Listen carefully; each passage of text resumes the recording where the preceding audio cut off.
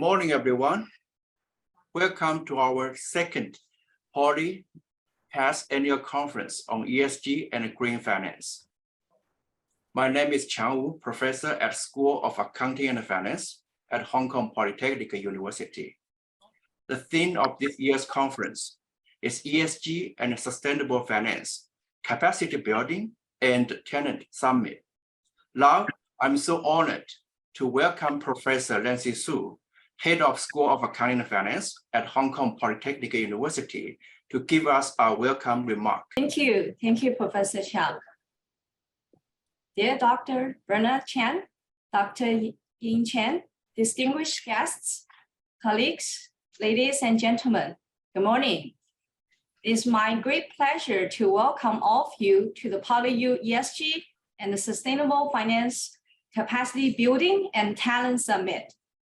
In the past 3 years, although the world grapples with COVID-19, investors, corporations, and stakeholders are increasingly focusing on environmental, social, and governance, ESG. It became one of the hot topics among us. Most of corporations, whether public or private, are expected to be run responsibly and sustainably and report the outcome of their ESG practice to investors, to the public, and stakeholders. Evaluating ESG issues have become an essential factor in corporate reporting, decision-making process, corporate social responsibilities, corporate reputation, and environmental considerations. Hong Kong is an international financial hub for business in mainland China and around the world. ESG regulators in Hong Kong can have a global impact, particularly on the pledge by Hong Kong, Japan, and South Korea to become carbon neutral by 2050, and by China to do the same by 2060. That made ESG into the limelight in Asia. We could foresee that ESG will be a long-term fixture in the business world. In view of this, enhancing corporate governance rules and strengthening the linkage between corporate governance and ESG is very important. It is no doubt that corporations should find the right expertise and comply with regulatory bodies, investors, and the public expectations to attract more investors to invest in the Hong Kong capital market. The Center for Economic Sustainability and Entrepreneurial Finance, CSEF, of PolyU, is the first research and educator center in Hong Kong dedicated to exploring issues of economic sustainability and entrepreneurial finance. The center organized public lectures, seminars, conference, and knowledge transference on ESG from time to time to contribute to the strategic development of PolyU and Hong Kong as a financial hub. In addition, the center also serves as a platform for researchers in Hong Kong and overseas to work together on cutting-edge ESG research and to generate a strong research impact in the Greater China region. Moreover, the center has also provides consultancy service for the Hong Kong government as well as commercial sectors to assist them to address a variety of ESG-related issues. Both PolyU students and society can benefit through these activities and partnership programs with the industries. Taking this opportunity, I'd like to share the good news with you that Center is awarded the Gold Award for Corporate Financial Education and ESG Leadership at the Institute of Financial Planners of Hong Kong in 2022.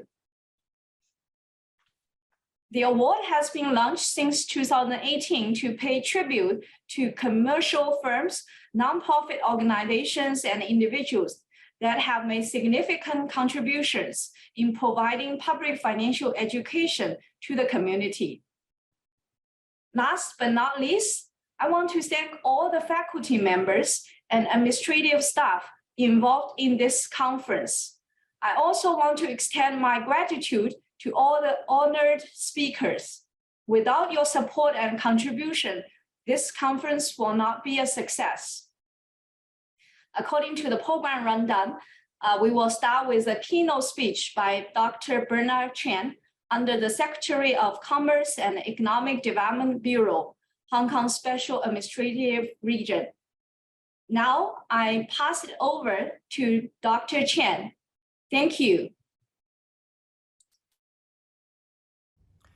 Professor Lu, distinguished guests, ladies and gentlemen, good morning. Congratulations to the Polytechnic University on hosting today's summit. This is indeed a very timely event, as I note that companies and investors nowadays are paying more attention to social responsibility, including promoting sustainability and driving the development of green economy and environmental, social, and governance, or what we call ESG. Indeed, carbon neutrality does not only mean a commitment from governments around the world. It could actually be a significant opportunity for businesses, especially startups, such as developing green tech innovation, green financing, waste reduction and recycling, etc., which in turn promotes the development of circular economy and new industries, as well as creates investment and employment opportunities, bringing a variety of development opportunities to the next generation of Hong Kong. As a global citizen, Hong Kong is taking timely actions to tackle carbon emission problems at source to protect ourselves and our next generations. The government released the Hong Kong Climate Action Blueprint 2050 in October last year, setting out carbon reduction strategies leading Hong Kong towards the goal of being carbon neutral by 2050. Our country is also promoting the transition of social and economic development to green development with the goal of achieving carbon neutrality by 2060. There are a lot of business opportunities arising from these policies and commitment. We expect tens of thousands of jobs will be created by the government and the private sector investments in the coming years. For example, the government has allocated extra resources for Invest Hong Kong to enhance investment promotion efforts concerning carbon neutrality. Invest Hong Kong will engage specialist staff to add expertise in green tech, renewable energies, green finance, ESG, and supply chain and food tech, so as to realize the carbon neutrality opportunities. Invest Hong Kong will also collaborate with the Environment and Ecology Bureau and arrange events and seminars in key markets around the world to attract leading carbon neutrality solutions to Hong Kong. ESG is a fast emerging movement we are keen to capitalize on. Since 2018, the Hong Kong SAR government has issued more than $7 billion in green bonds targeting global institutional investors. These include a 30 years US dollar denominated green bond and a 20-year euro denominated green bond. Both, by the way, were the first of its kind issued by an Asian government. In 2021, a total of $31.3 billion of green and sustainable bond was issued in Hong Kong, representing 1/3 of the Asian market. Worth mentioning here is that we have always kept in mind the importance of raising public awareness of green economy, as well as sharing with the people the fruits of the market opportunities. This is why we issued our first ever retail green bonds a couple months ago, with an issue size of 20 billion Hong Kong dollar. The inaugural retail government green bond has been well received. This largest retail green bond issuance across the globe so far has broadened the variety of green and sustainable financial products in Hong Kong, reinforcing our position as a premier green finance hub both regionally and internationally. Ladies and gentlemen, I wish you all a fruitful summit today, and I look forward to having more collaboration with you all. With concerted efforts, we can pave the way for a sustainable and brighter future for Hong Kong. Thank you so much. Okay, thanks very much for the first keynote speaker's speech. Yeah, we also have our second keynote speaker today, who is Dr. Ying Chen, who is a senior research fellow at the Research Institute for Eco-Civilization, Chinese Academy of Social Science, and also the Deputy Director of the Research Center for Sustainable Development and professor at the CAS Graduate School. More importantly, she's the lead author of the Intergovernmental Panel on Climate Change, IPCC, the 5th and 6th Assessment Report Working Group 3, and who is also a member of the United Nations important commissions. Her research interests include environmental economics and sustainable development, energy and climate change policy, as well as international climate regions. She is a winner of Sun Yefang Award for Excellent Paper on Economics, which is the highest award in economics in China. And also, Dr. Chen was awarded Busan Award for Excellent Paper on International Economics and the CASS Award for Excellent Research Achievement. Now I will pass the time to Dr. Ying Chen, who will introduce the climate change and other policies in China. Yeah, Dr. Chen, please. 非常的荣幸啊，来参加今天的会议。这是我第2次呢参加这个香港理工大学举办的这个学术活动。那么我今天呢想跟大家分享啊，中国在双碳目标方面所取得的进展和这个前景。这个是我的一个个人简介啊，刚才主持人已经介绍过了。我们现在呢真的是处于一个全球的气候危机之中，在这个世界气象组织和 UNEP 等等一个跨组织的一个发布的一个报告，叫团结在科学中，给了我们一系列的数据，比如说全球的二氧化碳的排放，那么预计呢去年已经达到了这个393亿吨二氧化碳，那么全球的这个平均的二氧化碳的浓度啊，这个413.2 ppm。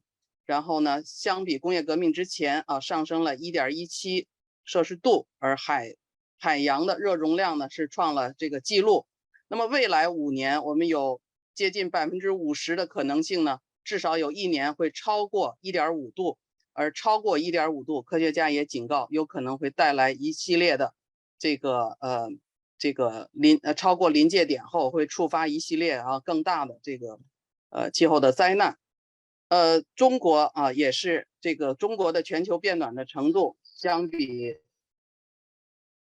全球的平均水平还要更高啊，这是1951年以来这个中国气候变化的一个情况。我们刚刚过去的这个夏天是1961年以来这个最热的一个夏天，全国的平均的气温是创了这个记录，那么全国平均的降水低的第2少的一年，所以经历了一个严重的高温干旱的夏天。那么在西南地区啊，这个高温干旱引发了丛林的火灾，在鄱阳湖啊，鄱阳湖几乎干涸。鄱阳湖的这个底下成了草原啊，甚至刮风之后像这个沙漠一样哈来扬沙。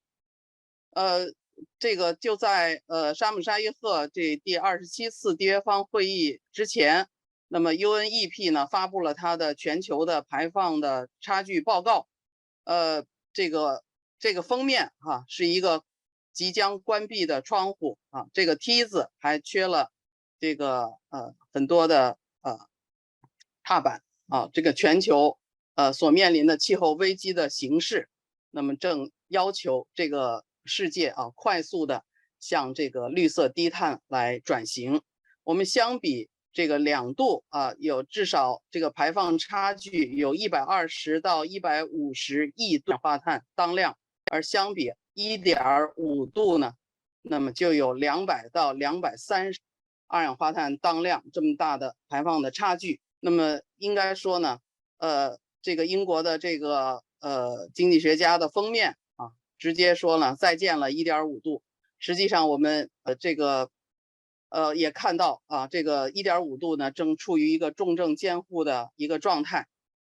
未来要想实现这个全球控制全球这个温升不超过2度，并努力实现1.5度这个巴黎协定所规定的目标，那么必须有前所未有的力度啊，来实现大规模的减排以及社会的这个转型。那么正是在这样一个气候变化严峻挑战的情况下啊，全球这个130多个国家，那么都承诺了这个碳中和或者气候中和或者净零排放啊，一个面向碳中和目标的一个全球的进程已经开启。那么中国呢是在2020年的9月22日呢，习近平主席呢代表中国政府宣布了2030年前碳达峰和2060年前碳中和的目标啊，我们这个简称双碳目标。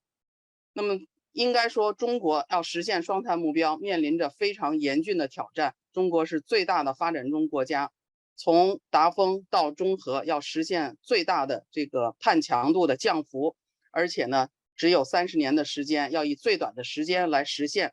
那么中国是一个以煤炭为主要能源的国家啊，那么是世界上最大的煤炭的生产国和消费国。那么中国呢，还在国际贸易的这个供应链上处于每年要向国际市场出口大量的这个产品，而这些生产这些产品的排放是算在了中国的头上。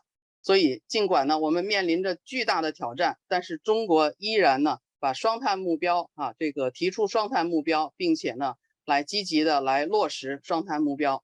这一方面是中国的一个这个国际的责任，在巴黎协定下中国要承担起大国的这个责任，要促进国际气候的合作。但另一方面呢，这个习近平这个主席呢一再的强调，这个不是别人要我们做，而是我们自己要做。我们已经深刻的认识到，双碳目标与中国的这个现代化进程是非常契合的，是我们自身的高质量发展和可持续发展的内在的需求。那么落实双碳目标与呢这个长远的经济的高质量发展、社会的繁荣和环境的保护呢，具有这个协同的效益。因此呢，我们已经深刻的认识到呢，落实双碳目标就是中国自己的事情。如果说我们取得了什么成绩的话呢，就是在过去2年，首先我们建立起了一个碳达峰、碳中和的1+N 的政策体系。那么这个里头的1呢，指的是这个意见，叫做关于完整、准确、全面贯彻新发展理念，做好碳达峰碳工作的一个顶层设计是一个未来40年的一个总体的指导的纲领。那么其中强调了5个基本的原则，这个全国统筹节约优先双轮驱动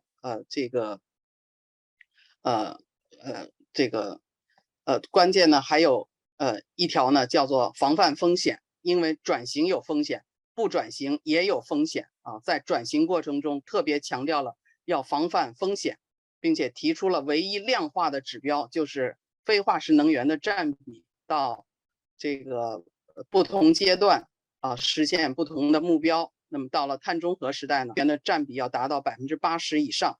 那么很快呢，这个我们又公布了2030年前的达峰的行动方案。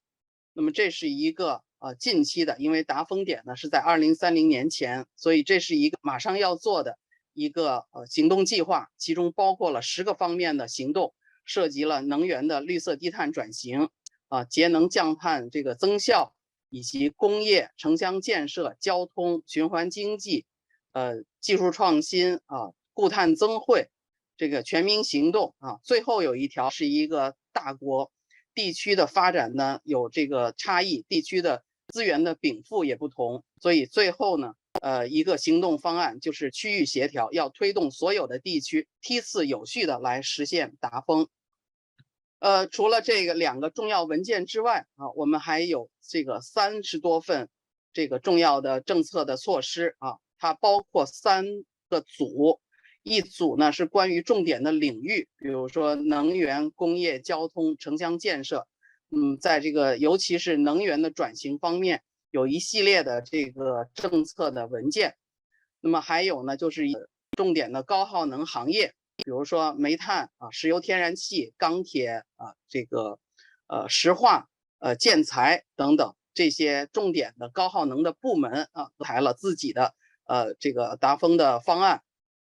还有一些支持性的这个配套的这个政策措施，比如说鼓励科技创新，鼓励呢低碳的投融资，那么改革核算评价和一些宣传教育培训等等。那么各个地方各个省也根据国家的这个1+N 的政策部署出台了的行动方案，以及呢也很多的企业也纷纷提出自己的这个双碳的目标。如果说从这些文件出台之后这些落实的情况来看呢，那么今年的10月份呢，刚刚发布了这个气候变化政策与行动的白皮书。那么以2005年为基准线，那么我们提出的这个 NDC 就是国家自主贡献的目标呢，是2030年实现这个碳强度的6%。那么到2021年，我们的碳强度相比2005年已经下降了超过50%，非化石能源的占比呢已经达到了6%这个森林的覆盖率达到了24%这个森林蓄积量的增长这个超过了这个45亿立方米，这个风能、太阳能的装机也是快速的发展。这些成绩相比我们2030年的这个目标都是人的一个局面。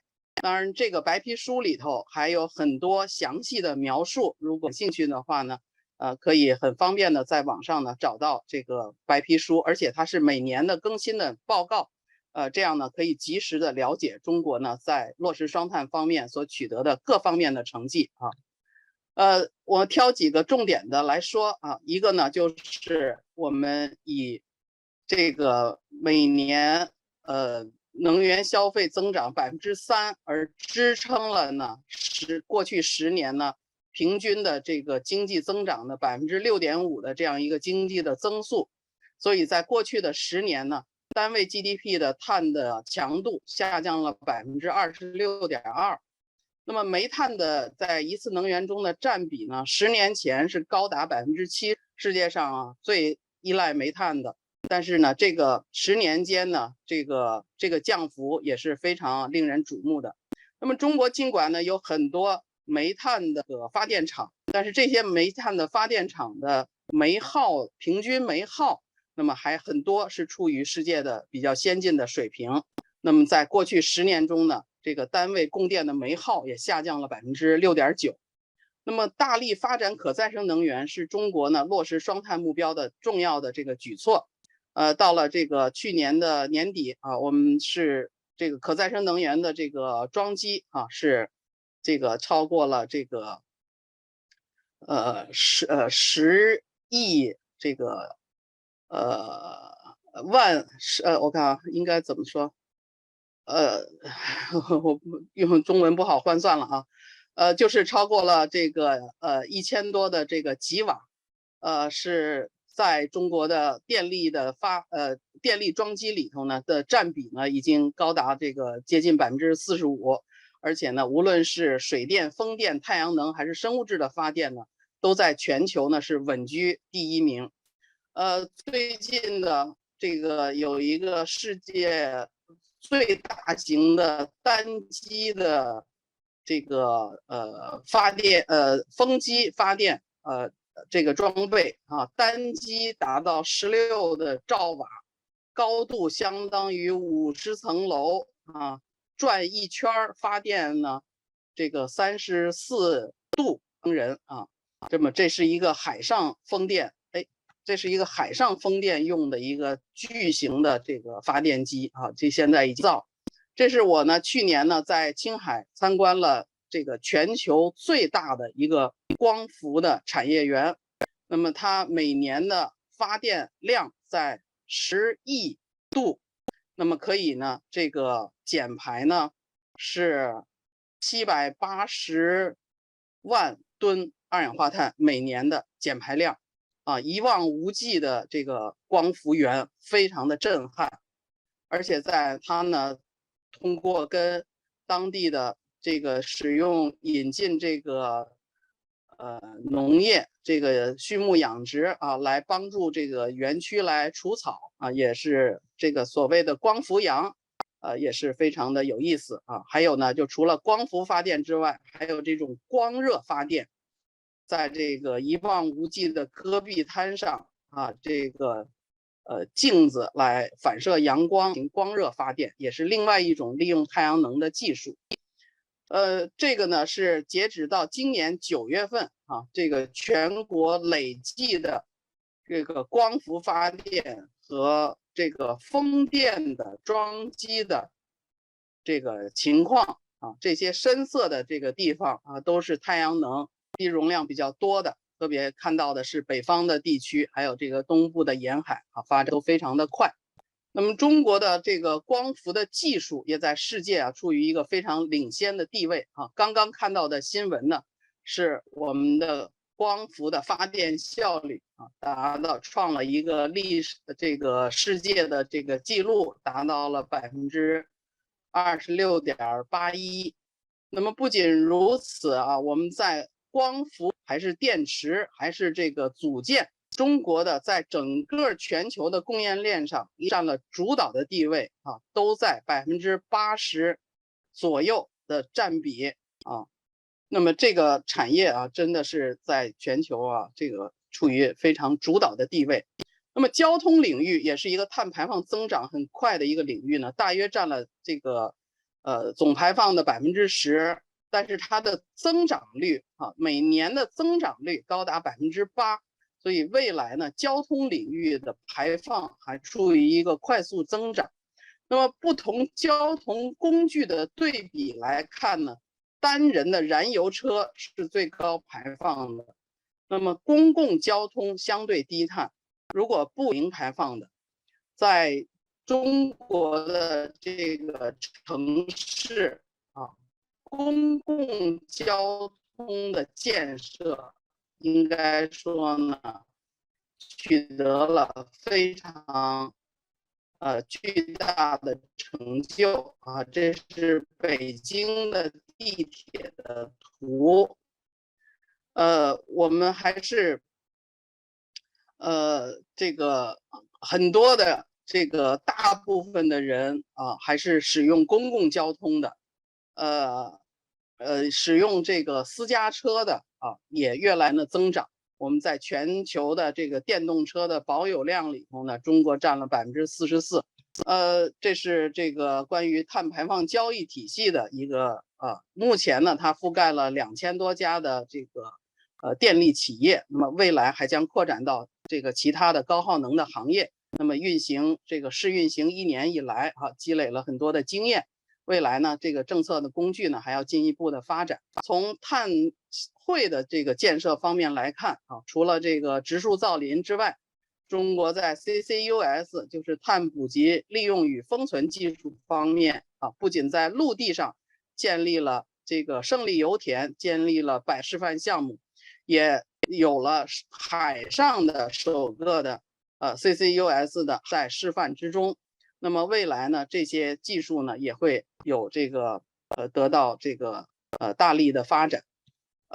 在科普宣传方面这个教育部最近刚刚发布了绿色低碳发展的全民教育体系建设的一个实施的意见。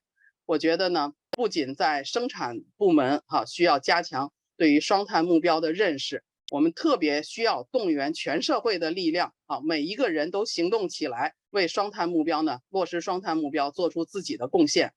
我呢，在过去的2年期间，参与了大量的科普宣传的活动给小朋友来做讲座，到中学去做讲座。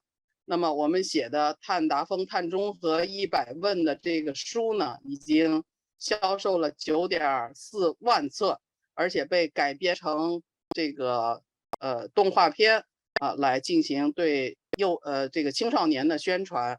那么我呢，非常的荣幸呢，在今年这个荣了叫中国生态文明先进个人奖这是3年评选一次的。我非常有幸呢，刚刚在上个月领取了这样一个奖励。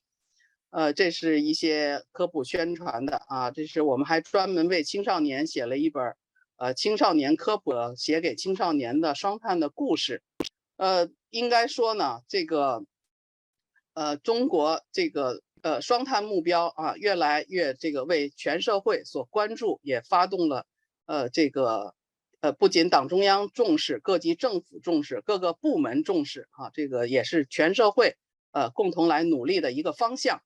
那么未来的前景，那么在刚刚结束的这个中国的20大的报告里头在第10个部分里头呢，专门提到了有一段话是关于落实进一步推进双碳目标的一个战略的部署叫积极这个稳妥的来推进双碳目标。其中呢提到了这个一系列关键词，比如说它是一个深刻的系统性的变革。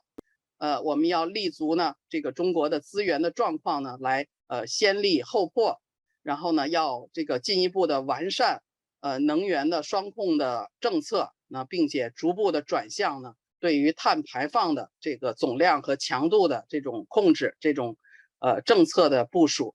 还有呢就是推进的这个能源革命，特别强调了呢要保障能源的安全，那么也强调了碳市场的建设呢还要继续的发展，而且统计和核算体系也要进一步的改进。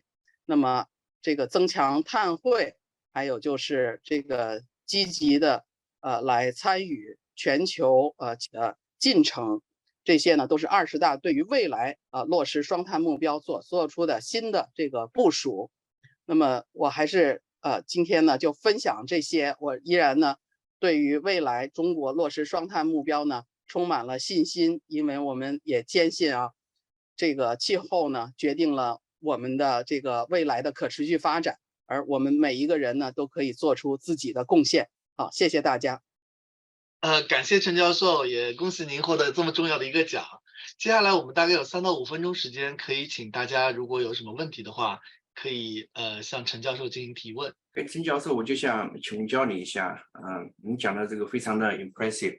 我就想我们是在香港，作为香港的话，您觉得香港能够在这个全国的这个碳排放、碳中和的这个目标中能够 play 什么样的一个角色，可以 promote 这个碳排放、碳中和？我觉得从我的想象来说呢，我觉得香港呢，在这个至少在教育领域是非常具有很多的优质的教育的资源比如说这个咱们香港理工大学这个多次呢来举办这样的这个论坛足见对这个问题的一个非常的关心。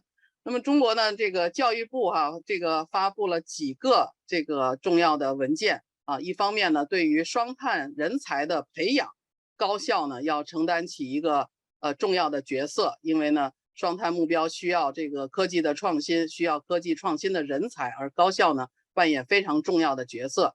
还有就是高校呢本身校园也是一个公共部门，绿色校园的建设，校园有很多节能的空间校园本身应该成为这个绿色低碳的一个示范还有呢就是这个我刚才说到的绿色低碳发展的国民教育体系。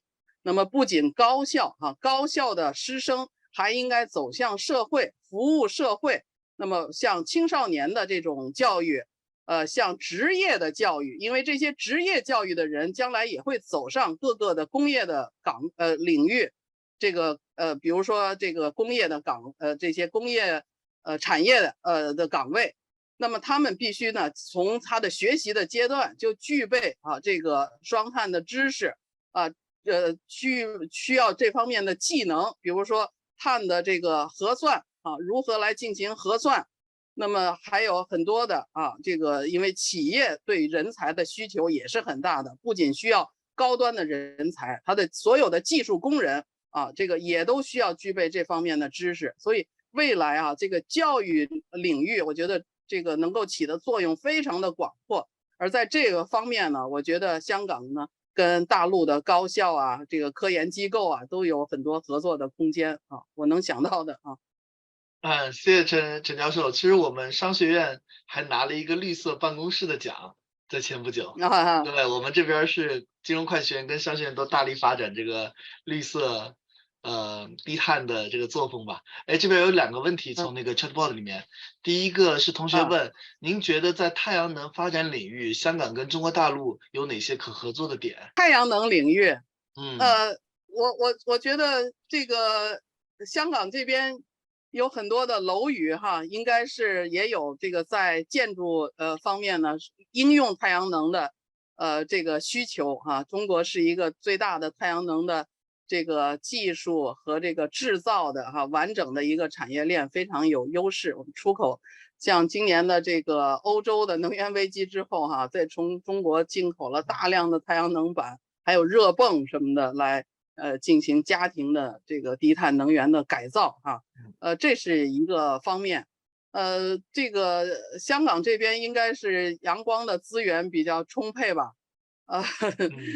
应该是我想应该是有很多的可以这个应用的地方。当然，我总觉得呢，香港还是更多的呢，应该是在这个技术研发方面，我觉得可以做合作的研发这些谢谢陈教授。其实香港这边有建立那种风能发电厂，海上风电，对我刚才说到的那个个海上风电 ，offshore 的那种那个中国的单机就是16兆瓦这个巨无霸型的这个风机现在这种技术呢已经呢这个开始制造了这未来在海上风电方面可以用到这种巨无霸型的这个风机，50层楼高好的，陈教授，这边还有一个问题，关于国家的应该是碳排放交易系统吧。然后它有一个问题是关于这个碳价格的，是不是我们能够看到接下来碳的价格会相对降低吗？每年都会降低吗？碳价格我不认为它会降低呀，它应该是这个如果减排的这个需求越来越旺，而且这个减排的责任这个目标越来越紧的话呢，我觉得呢，这个价格应该还有上升的空间。当然我很难预测这个它是根据市场的供需来进行的。但是呢，对于碳排放交易呢，我觉得要有一个认识，就是它只是经济这个环境经济手段的一种手段。其实中国有很多的政策手段它只是其中之一，而且它目前也处在一个起步的阶段我们并不能说它是唯一的手段，它能起一定的作用，但是也不要期望它呢起全部的作用它只是政策手段之一，它目前的覆盖面呢还比较有限，就2000多家企业，其实有很多的这个社会呢希望它能够扩大，能够吸纳更多的这个高耗能的产业，能够更多的像森林的碳汇这种能够进入交易的。但是我觉得也在基础这个没有打牢之前呢，也不要盲目的扩大，因为盲目扩大呢有一些核算的标准没有健全的时候呢，盲目扩大也有可能造成市场价格信号的扭曲，这样对于促进减排呢也并不利。所以很多的制度的建设还没有完善的时候我们这个发展还是非常谨慎的。我们在启动全国性碳排放交易市场之前，从2013年在7个城市进行了长达7年的试点，来总结经验，发现这个交易的问题。因为市场的交易这个是要非常谨慎的如果有这个一些欺诈行为在里头的话呢这个就会导致整个市场的这个扭曲和价格信号的扭曲，反而是起不到减排的作用，反而是起到破坏的作用好的，陈教授，还有2个问题，一个是您能关于这个国内的碳交易有没有一些分析的白皮书或者论文，您可以分享给大家的？看起来大家对这个题目非常有兴趣。碳市场的研究方面呢，我并不是专家，但是应该是有一些文献的我不是这方面的专家，我个人的研究还比较有限但是可以找到这方面的这个文献没问题。那最后还有一个问题，中国会有对绿税 Green Tax 会不会有一些未来的一些打算和计划？你说的是碳税吧？可能我猜他这位同学提的是 Green Tax， 他想说的就是税收吧，碳税吧？对，碳税，对，从经济学原理上来说呢，碳交易跟碳税呢，其实都是这个经济的手段从经济学原理上来说呢，他们具有同样的这个就是要把外部性内部化的这种但是在特定的国家呢，选择税收还是选择交易这个各个国家有自己的不同的考虑。那么中国目前呢是选择了这个碳排放交易但是呢，对于碳税的争论一直是有的碳税呢可能来得更直接来的这个，但是其实碳税的改革要想推出碳税，它必须要配套其他的税收的改革因为社会总是这个对于加税总是比较勉强的，所以要加一个税，肯定要对相应的做其他的税收的改革。所以这方面呢，目前呢，应该说短时间可能还没有这个具备很好的条件。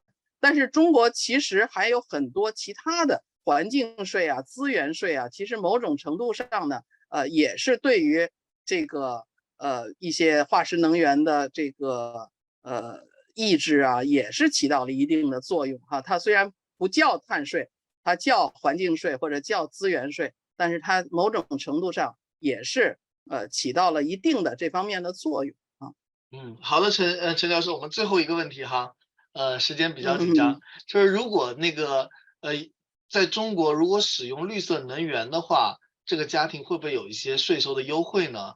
因为如果使用绿色能源，它可能会比普通能源来的更贵一些。那如果没有一些好处，怎么样来让大家更多的使用绿色能源呢？作为普通人和普通家庭来说。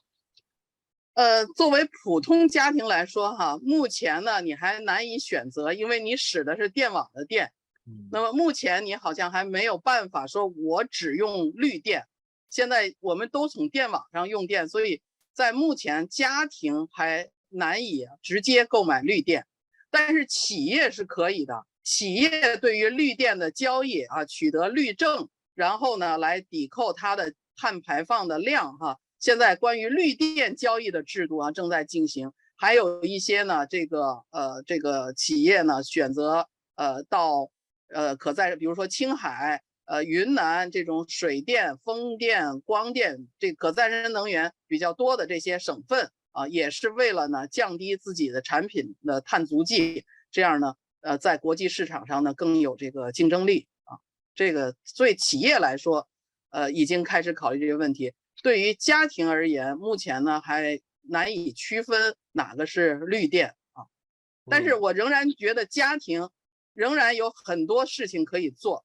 家庭，因为我们每一个人都是消费者，每一个人虽然渺小，但是所有的消费者都进行绿色低碳的行动的话，我们对于改变这个供给侧，改变生产的那个引导生产体系的绿色低碳转型会发挥非常重要的作用。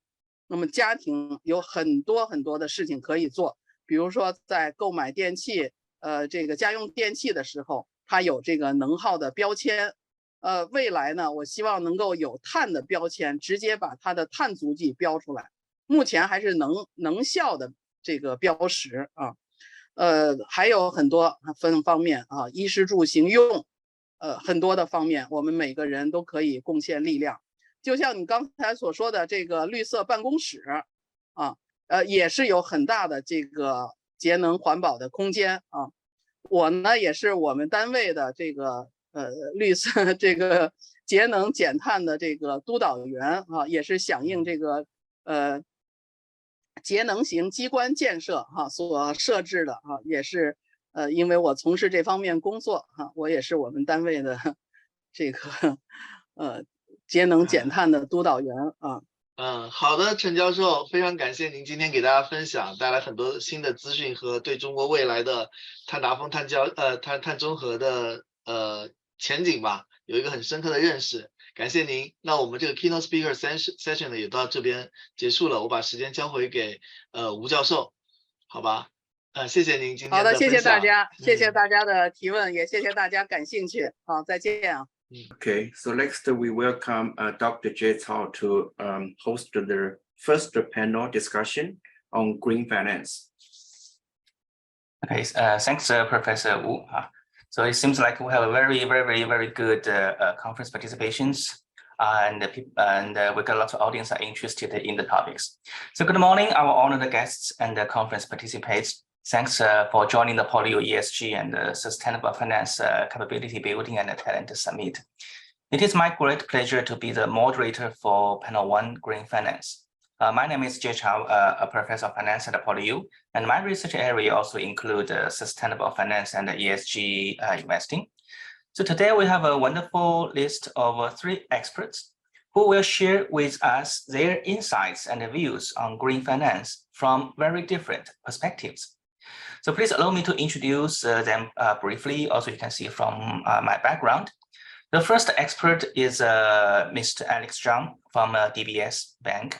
As a leading banker, his topic is towards a sustainable future through deployment of financial capital. The second expert today is Dr. Johan Wiedemann from World Alliances of International Financial Centers.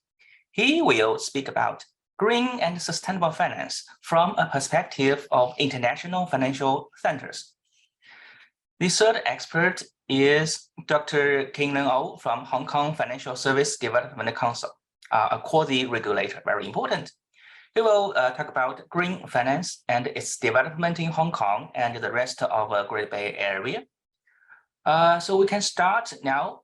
We'll invite each expert to talk about their topic, and we will have a follow-up Q&As. So let me first introduce Mr. Alex Zhang for his speech. Mr. Alex Zhang is DBS Bank's Managing Director and the head of Institutional Banking Group, Hong Kong. He joined the DBS in July 2009. Ms. Zhang is responsible for growing the bank's franchise in the corporate and commercial banking businesses in Hong Kong. He is a seasoned banker with over 40 years of corporate and commercial banking experience, with diversified industry projects and institutional exposures. Prior to joining DBS, he was general manager of Northeast Asia for OCBC Bank. Before that, he held senior positions in corporate commercial banking and risk management with major international banks, such as Bank of America, Citibank, ABN AMRO, and Rabobank. Mr. Zhang is very keen on the agenda of sustainability development, and he sits on the board of the World Green Organization in Hong Kong. So today we're honored to have Mr. Zhang to share his insights on green finance from the view of a leading banker. So Mr. Zhang, the floor is yours, please. Thank you, Professor Chow, and good morning, everybody joining this conference. I'm pleased to have the opportunity to share with you DBS approach towards sustainability, and which is a very important agenda for the bank. Some of you may know that DBS, in fact, has been winning the best bank in the world 5 years in a row. And this year, in fact, we also got the best bank in Hong Kong. But to us, being best is not the most important thing. And as you can see that we care about our future. So we believe that it should be more about being better tomorrow than being the best in today. And all this is guided by a sense of purpose. So for DBS, we have 3 sustainability pillars in our approach. First is, of course, doing responsible banking. And for this, we want to help to shape and incentivize sustainable finance practices in our customers, which we are providing solutions that help financial services to the traditionally also underserved segments. So for us, I think since a few years ago, we have set out the targets for us to achieve sustainable financing targets. And we also provide advisory services to help our customers on how to achieve these goals. The second pillar is, of course, on a responsible banking practice. That is ourselves. We also care very much about environmental and social considerations. So we want to make sure that all our vendors, our suppliers, and our staffs, they also put this agenda in very high in their focus to make sure that in our daily practices, we also trying to achieve this target. The third pillar, of course, is that we also want to exert our impact beyond banking. So we do believe that social enterprises are very important part of the society. So we have a lot of programs to help social enterprises. We have endowment funds. We have colleagues serving as advisors to some of the social enterprises to help them in their daily operations. And also we trying to also give back to the community. So we make donations and so all these three pillars we believe should help us achieve our goal of being the best bank for a better world going forward. Next page, please. So in terms of sustainability, we do have a commitment to be net zero by 2050. And this is not just ourselves, but we want to make sure that our portfolio, our customers are also achieving this goal. Of course, this is not achieved in one day. So we do have a continuous program to work towards that. And we're trying to help strengthening the climate risk management capabilities and make sure that our portfolio is also aligned with our net zero commitment in a cohesive framework. And this helps us to empower our customers to achieve their decarbonization targets as well. So you can see that we also see that we do not achieve that in one day. So transition financing is also very important. We are trying to help our customers to transit towards this net zero. And during that process, we for example, we won't say that we don't finance coal-fired power plant on day one, but we do need that there is a need for them to transit. So we also publish our annual emission targets and also the emission intensities in line with the best practice. And for customers that may not be able to achieve that target, we're also using carbon credit to help them to offset some of the targets that they need to make. Next page, please. As an example, for some of the sectors, we are the first bank in Southeast Asia to announce a landmark set of a decarbonization commitment. So we set KPIs and targets in our portfolio and make sure that for these key industries that is important for sustainability, we have a targets set for each of them. And in fact, we do find that, and we have a progress plan. And so far, I'm pleased to share that up to now, we are also on track to make sure that in our entire portfolio, we are meeting these targets. And for certain sectors that we do see some challenges, we work together with our customers to provide solutions.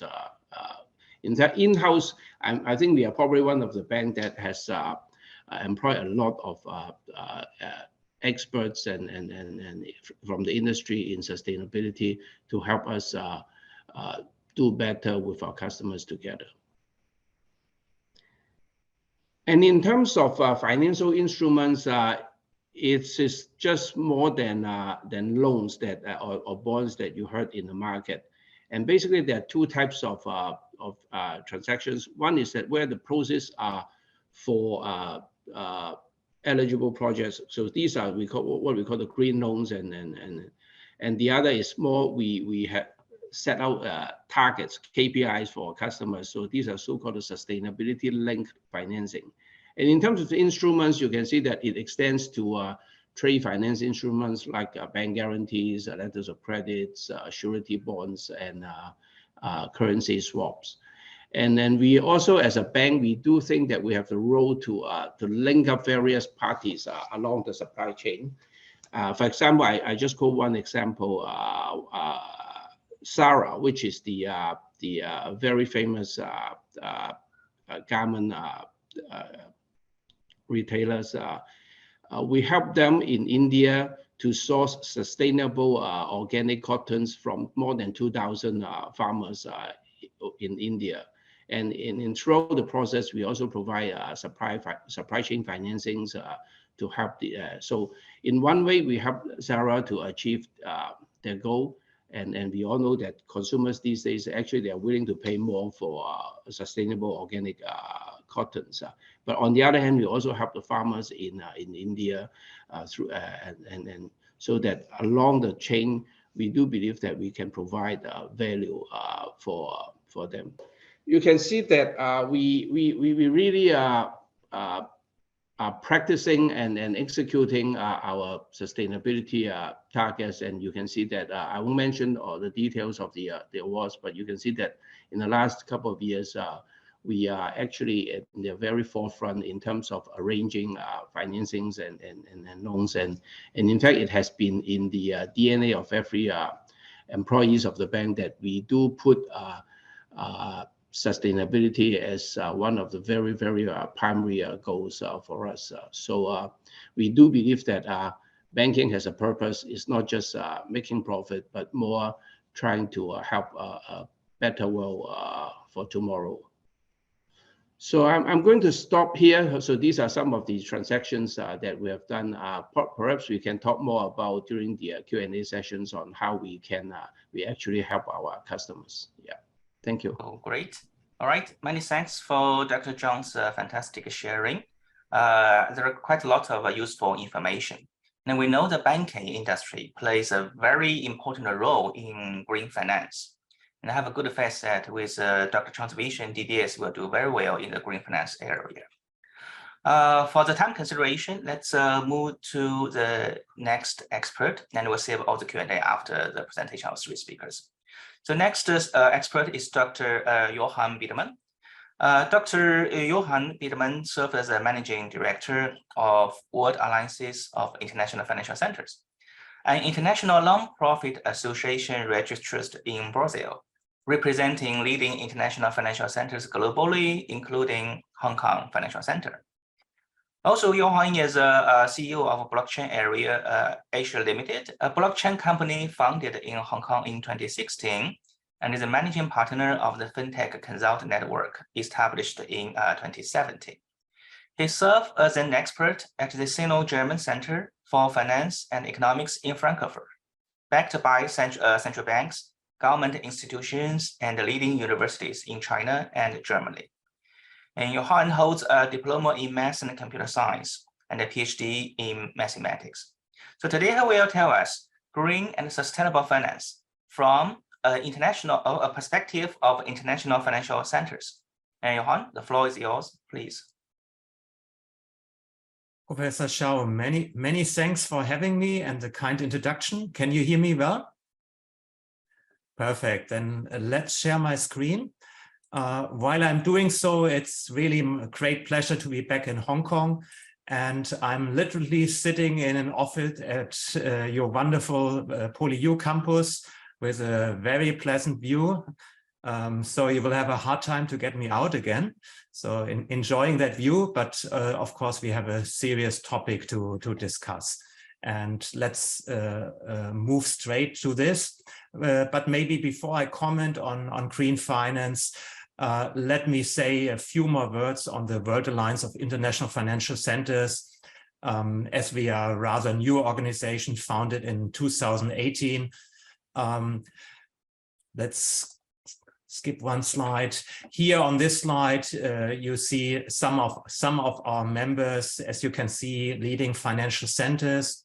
So basically at the World Alliance, we organize a collaboration between leading financial centers worldwide. So we we run projects together, we exchange best practices, and what is most important, we jointly promote the vital role of financial centers in financing the broader economies. So if you look at our numbers in total, they represent, or their countries represent total nominal GDP of $43 trillion, 8,000 banks, more than 20,000 fintech companies, 60,000 investment firms, and so on. And let me also stress that the exchange with universities matters a lot to us. For this year's Young Academic Award, which we organized, we invited researchers from all over the world to submit papers on the future of a sustainable and inclusive financial sectors. We received 49 applications from 26 countries, including Hong Kong, of course. And the 4 winners We had 4 winners this year because 2 of them scored exactly the same as after the evaluation of our international jury. They got the unique opportunity to present their research at our annual general meeting in Casablanca in October. And yeah, let me cordially invite you to participate in our Young Academic Award 2023, but only if you're younger than 35. This is our age limit. We plan to circulate the call for papers in early February, and of course, anything related to green and sustainable finance would be highly welcome. So what we are doing otherwise than organizing research competitions, jointly with our member, the Dubai International Financial Center and Set Yen Group, we published a white paper on the future of financial centers in June this year. And the main result is that in 2030, financial centers will be green, smart, innovative, customer-focused, digital, and inclusive. And this is most important, they will play a critical role in attracting and retaining the best talent. So this white paper not only provides a future vision for financial centers, but also compares different types of financial centers and gives the historic background of financial center developments. So when I talk about financial centers, by the way, I talk about these physical industry clusters, which directly and indirectly impacts our economies. So regularly financial centers, they lead to a higher GDP growth, increased investment, more jobs, and higher tax revenues. They also have a strong impact on urban development, which we can see here in Hong Kong, and of course also in the mainland very well. By the way, the paper I've mentioned, you can freely download from our website if you're interested in read a little bit about the current challenges and also the history of financial centers. But let's now turn to the trends in the financial industry that most likely will have a substantial impact on the future of finance. In this diagram here, which goes from 2020 to 2030, I've divided them in 5 categories: big data and artificial intelligence, regional developments, economic change, sustainability, and the digital transformation. But let me focus on the sustainability now, which is our topic of this conference. So almost exactly 2 years ago, we gave recommendation on the role of financial centers. Financial centers can play to support the economic recovery from the pandemic to a sustainability agenda. And while all these recommendations you see on this slide are very important, I want to highlight the issue of talent development. Expertise in sustainable finance and ESG is in high demand everywhere, and we as financial centers need to do much more in capacity building, jointly with universities, of course. So if we look at sustainable investments, fortunately, we have witnessed an increasing popularity of sustainable investments over the last years with issuers and investors globally. On the other hand, the short-term trend does not look very promising if we check the recent 4 quarters. I think geopolitics has probably led to a shift in government priorities globally. Let's look a little bit at Europe. And fortunately, we can see if you look at the green bond issuance that the first quarter of this year, it has become much more obvious, the numbers going down, but Europe fortunately has rebounded strongly in the second quarter. At the same time, of course, we saw weaker numbers from North America and also from Asia Pacific. Let's look at Europe's sustainable finance strategy, which is maybe also interesting in that context. It centers around ESG. ESG, of course, stands for environment, social, and corporate governance. And the idea is to rate businesses according to their performance in the 3 dimensions.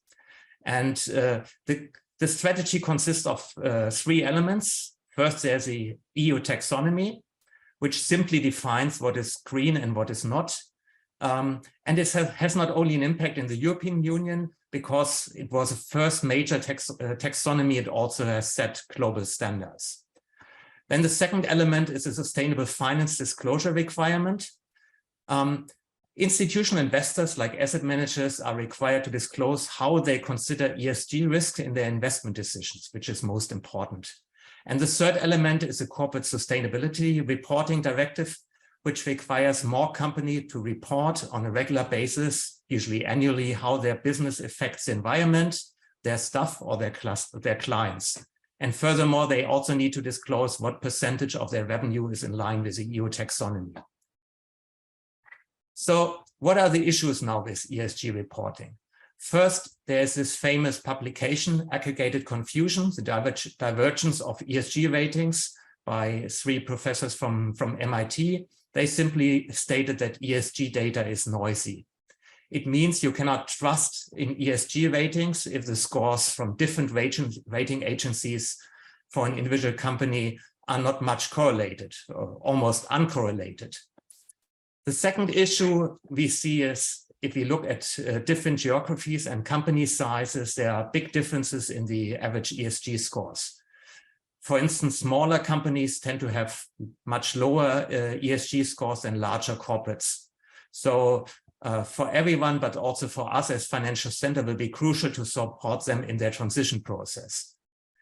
And climate finance, of course, it's an urgent topic. We all see the urgency to fight global warming, as we are experiencing more and more issues in our countries. But unfortunately, we have other pressing issues as well, which also requires active support from the financial industry. So consider, for instance, the rapidly increasing use of all the resources of our wonderful planet. It's crucial that we speed up the transformation of our resource-intensive production activities from linear to circular. And of course, this requires major changes to the production lines, and this needs to be financed. And this cannot be only financed by public sources, but the private industry also need to take their part. To summarize, financial centers, of course, we are encouraging growth in sustainable finance by leading multi-stakeholder groups to develop sustainability strategies, and also helping those stakeholder groups to communicate with each other. And but also by developing, publishing, and socializing regulatory roadmaps, and helping the governments to dial with the financial industry in that respect. It's also, of course, about raising awareness. And we need to support new financial instruments, of course. This is already ongoing, but we need to do much more in that respect. We need to contribute to policy development, and this is where we stand for as a World Alliance, supporting international cooperation. So let me stop here. Thank you very much. And I'm also looking forward later to your questions. All right. Well, wonderful sharing. So I'm sure Dr. Peterman's views are very important for Hong Kong to keep the position of a leading financial center. And next, we'll invite our third expert today, Dr. Kinglan Oh. Dr. Oh is Executive Director of Financial Services Development Council, FSDC. Prior to joining FSDC, he was President of Value Partners Group. Dr. Oh also served as the CEO of East Spring Investment and the CEO of BUC Hong Kong Asset Management. He also held various senior management positions at other financial institutions, including Baring, GMO, and HSBC Global Asset Management. Dr. Oh is currently serving as a council member of Hong Kong Institute of Chartered Public Accountants, an Index Advisory Committee member of Hong Kong Security Index Co., and an adjunct professor at the University of Hong Kong. Today he will tell us green finance and its development in Hong Kong and the rest of the GBA. Dr. Oh, the floor is yours, please. Yeah. The council was first set up by the government back in 2013 as a policy think tank for the financial services industry. We act as a bridge between the government and the industry. The focus is on policy research. Lately, we've been asked to take up market promotion and talent development as well. In a nutshell, we have published 56 policy papers since inception, with close to 200 policy recommendations. The latest adoption rate or success rate is 72%. ESG and green finance are the highlights of our recommendations, because we put forward the policy framework, and we are also going to publish a paper on how Hong Kong can become a connector for carbon credit trading, and we can come on to that later. So please, can I go? There are a lot of data here.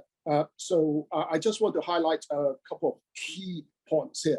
If you look at the bar charts on the left, you can see that more than 50% of the green bonds issued by China is not necessarily aligned with international standard. And that's why, even though we are the largest probably green bond market in the world, but by international standard, we might still not be the largest. But I want to highlight there's a good reason for it, because China is still an emerging market. We are transitioning into a more green economy. So we can't meet the stringent EU standard on day one. And actually, Johan and I had a discussion at PolyU with a group of students last Friday. The EU standard is very stringent. So it's a lot of emerging markets are having problem meeting this very tight and tough guidelines. That's why it's important that we now have a EU-China common ground taxonomy. And this is really a framework that Hong Kong market is trying to follow and make ourselves a super connector in the green finance space. So if you look at the bar chart on the right, then you can see so-called non-corporates and meaning government related. It still accounts for roughly 50% of domestic green bond market. But hopefully we'll see more corporates coming into this space. I want to highlight this GSS plus term. GSS is green, social, and sustainability. But the plus means transition bonds, sustainability linked debt instruments, and so on. These again are very important for countries that are trying to meet the international green standard. We need to provide funding to corporates, to countries for this transitional change. And that's why the plus sign is very important. In fact, if you look at the GBA region, prior to the COVID pandemic, so we saw phenomenal growth, annual growth rate of close to 70%. Hopefully, we'll see the market coming back again. Last bullet point, again, the green asset-backed securities is a typical bonds that we're seeing in the GBA area. Cumulative amount is substantial, 2.4 billion since 2016. So again, you look at the bar chart, the transition bonds is really the majority. And that goes back to a point I made earlier. Adding finance to this transitional change is really very important. This is really just some basic market statistics. I'm not going to spend too much time on it because you can see the figures. Hong Kong remains a very important hub for the mainland for China corporates and government green bonds issued offshore. We account for 46% of the offshore market. And Germany comes next, 15%. There's a EU market. It's also very important, the largest green finance market in the world. And this is a quick overview of where we are now in Hong Kong. We do have a very comprehensive ecosystem, ranging from government as well as the private sector, asset owners, fund managers, and academics. And as we all know, now Hong Kong has a cross-agency steering group for ESG. That's very important, giving a roadmap for our ESG goals.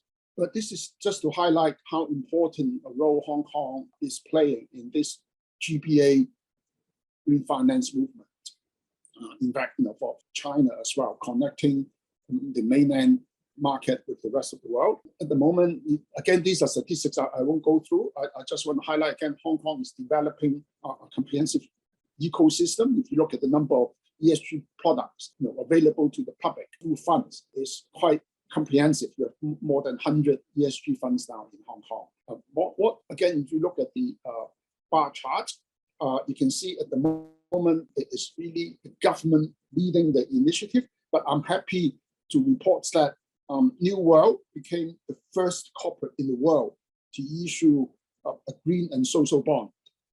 So that, again, is an encouraging sign that corporations in Hong Kong are following the lead. There are a lot of statistics and numbers here. I just want to highlight a couple of key points. Already I mentioned the government has been taking the lead. For example, we became the first in Asia to issue a green bond with the longest duration in euro as well as in US dollar. And our retail green bond at the size of 20 billion is still the largest retail bond issuance in the world at the moment.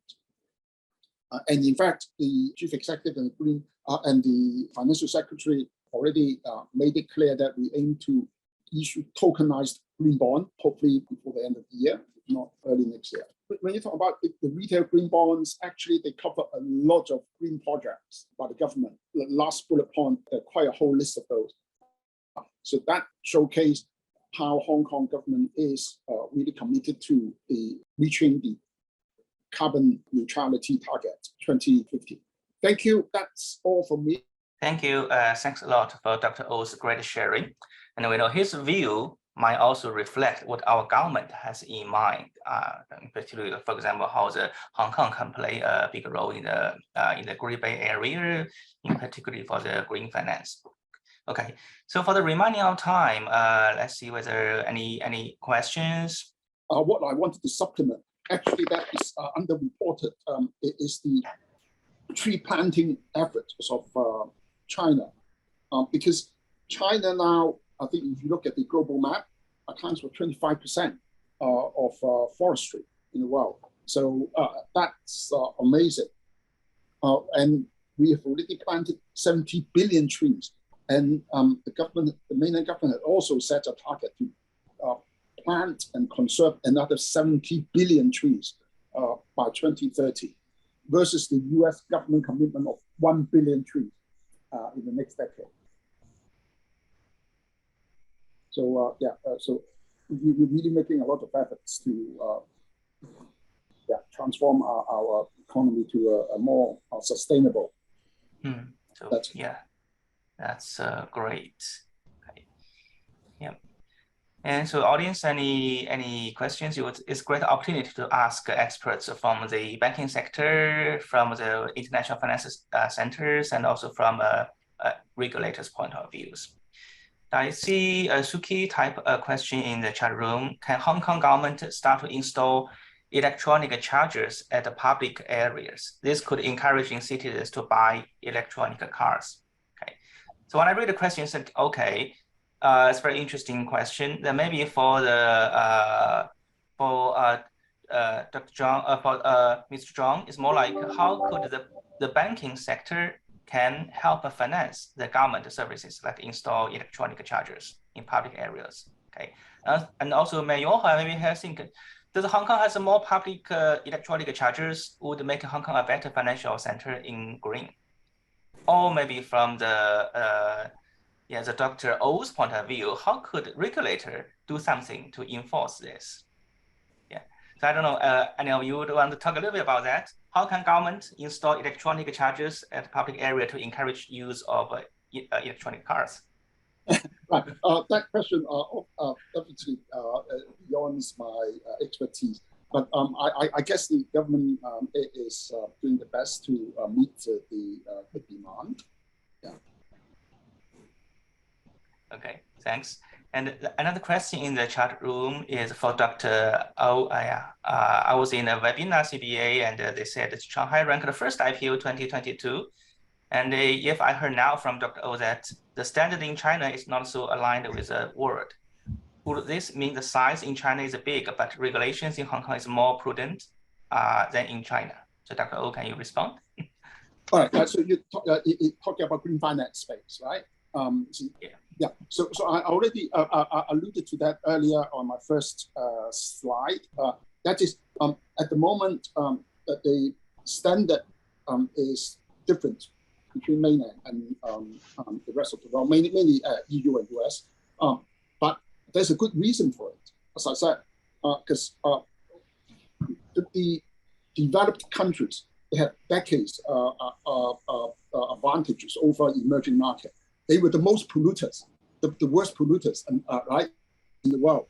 In fact, I understand from just public information, COP27, they couldn't agree on how to define the compensation from developed countries for the emerging markets. That they're trying to set up this compensation fund, right? So the proposal was to say that developed countries should compensate or provide funding for emerging market to do the transition, and that calculation was supposed to backdate 30 years, but US objected to it and therefore I don't think they managed to reach an agreement. And so that highlights the problem, right? On one hand, we have the developed markets trying to impose their standard, and we can understand, climate change is a big problem for the world. But what about the developed countries? How are we going to find the funding to make all this transition? I'm sure Johan is an expert on that, but EU, for example, has imposed a constraint on financial institutions from making loans or providing finance to transition to emerging markets. If they don't meet the green standard, that means everything they invest in must be 100% green, right? So how is it possible in emerging markets? And even as a ex-fund manager, I don't agree with some of the fund managers' practice, what we call negative screening. We only invest in companies that are 100% green. But then what about those companies that were trying to make the changes, right? So it's very complex. So it's not just what we read from the press or from general commentaries that there's a huge standard between China and the rest of the world, but that's the good reason behind it. Thanks. Yeah, I just want to share that I fully agree with Dr. Au's opinion on this about this transition, because as I mentioned, no one can achieve that in one day. So and all the process are necessary. For example, coal.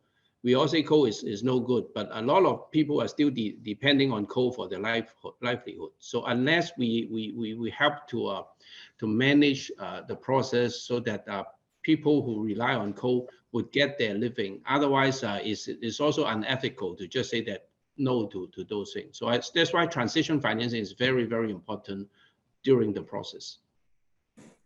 Yeah. Can I also add something, if you don't mind? I think, of course, the world is a little bit unfair here, right? So it's in general unfair to places like China. Europe and the US have polluted for centuries, and now China wants to catch up with industrial development. But of course, it's also a big powerhouse, and with a lot of emissions. And in the same way, it's now Europe, of course, imposing standards on the rest of the world, also in the supply chains, which now European companies are required to also report on their suppliers. And if the suppliers, don't have proper ESG ratings, they might be excluded as suppliers from large European corporates, which is also unfair to developing markets, right? Which need to transition, as you said. On the other hand, we need to make progress, right? So if we wait for the slowest one, then we will have big issues. So I think I don't know how to solve it, but yeah, you're right. I think that's it's an issue. I also want to add one more thing to what King, you said before. I think, and then, electrical chargers and so on. From my point of view, this is a great opportunity for the Greater Bay Area, to have a seamless experience with all kinds of infrastructure, including electrical chargers. If you cross with your electrical car, the bridge to Macau and the mainland, or Shenzhen port. So, but also let's not forget the other infrastructure, logistics. I think the mainland is already doing very well with high-speed trains and so on. But also, we have some of the largest harbors worldwide here in the Greater Bay Area. Let's also look at ships and so on. There are also opportunities now to have, at least reduce their emissions or even run by electricity. So here the Greater Bay Area could be, a leader in those developments or encourage it. So I think probably this will help even more than, having a few more electrical cars in Hong Kong. Yeah, actually, thanks for bringing this up. I know the fintech companies based in Hong Kong are providing technological solutions to the shipping industry to help them monitor the carbon emission, to manage the efficiency better. And also, this big smart city project, not just in Hong Kong, but across the boundary as well, especially the GBA area. I know that again, fintech startups in Hong Kong are trying to help buildings to manage their energy more efficiently. Again, I think it was Professor Chen mentioned in her talk earlier that in Hong Kong, pollution from old building is a big problem. So I think this is an area where we can definitely do a lot. Yeah, and more efficient than just electric cars. Actually, I don't have the exact figures with me now, but I read from a government report on pollution. Actually, shipping is one of the worst polluter, rather than cars, and also buildings because of aircon. Then we have one more question in the chat room. So I guess it's several questions, Pampat. So the one for I guess is for Mr. Alex Chong. Does DBS provide climate finance to infrastructure projects in developing countries or Belt and Road countries? Any barriers? How can commercial banks help combat the effects of climate change in developing countries? I think I'll take these questions in two contexts. Of course, DBS is a commercial bank, so a lot of the infrastructure projects, especially in developing countries, you need also the help of institutions like IFC, World Banks, and some of the state development banks to help. But in areas that we do have presence, for example, we are very strong in Asia and in China, we do participate in those projects. And aside from projects, we are also putting a lot of, as I mentioned, of focus on, for example, green energy, wind farms, solar projects, and all these. I think as a commercial, and also just now I've listed that there are 10 industries that we set up these carbon emission targets that we help our customers to achieve that. So we are keen to provide financing to help them transit through those processes. And also, as I mentioned, as a bank, we also take the role as a go between the suppliers, the buyers, and the various ecosystem, so that in every aspect there is a green element there that we can provide enhancement, for example, in terms of financing. So, but all these are, I think the standard is also very important. Because there's also worries about greenwashing. So I think employing professionals to have a regulated and internationally agreed standard as a KPI is very important for corporations to achieve that goal. Yeah. Thanks, Mr. John. And another question is for the panel. It's about the divergence of ESG ratings. Did the white paper give a rating to each of the rater like SP, KLD, MSCI, etc.? So I guess point is like we know many different rating agencies give sometimes different ratings for the some firm.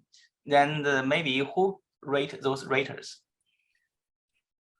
Let me comment a little bit on this. Of course, the rating agencies on one hand are the usual suspects we know from financial reporting and ratings, but also new companies entering the market. Here in Hong Kong, there are also some fintechs doing ESG ratings quite successfully. I think we need over time develop standards, and maybe they will also need to be supervised. I don't know how it works here, whether the SFC is in charge of supervising rating agencies. In Europe, it's ESMA.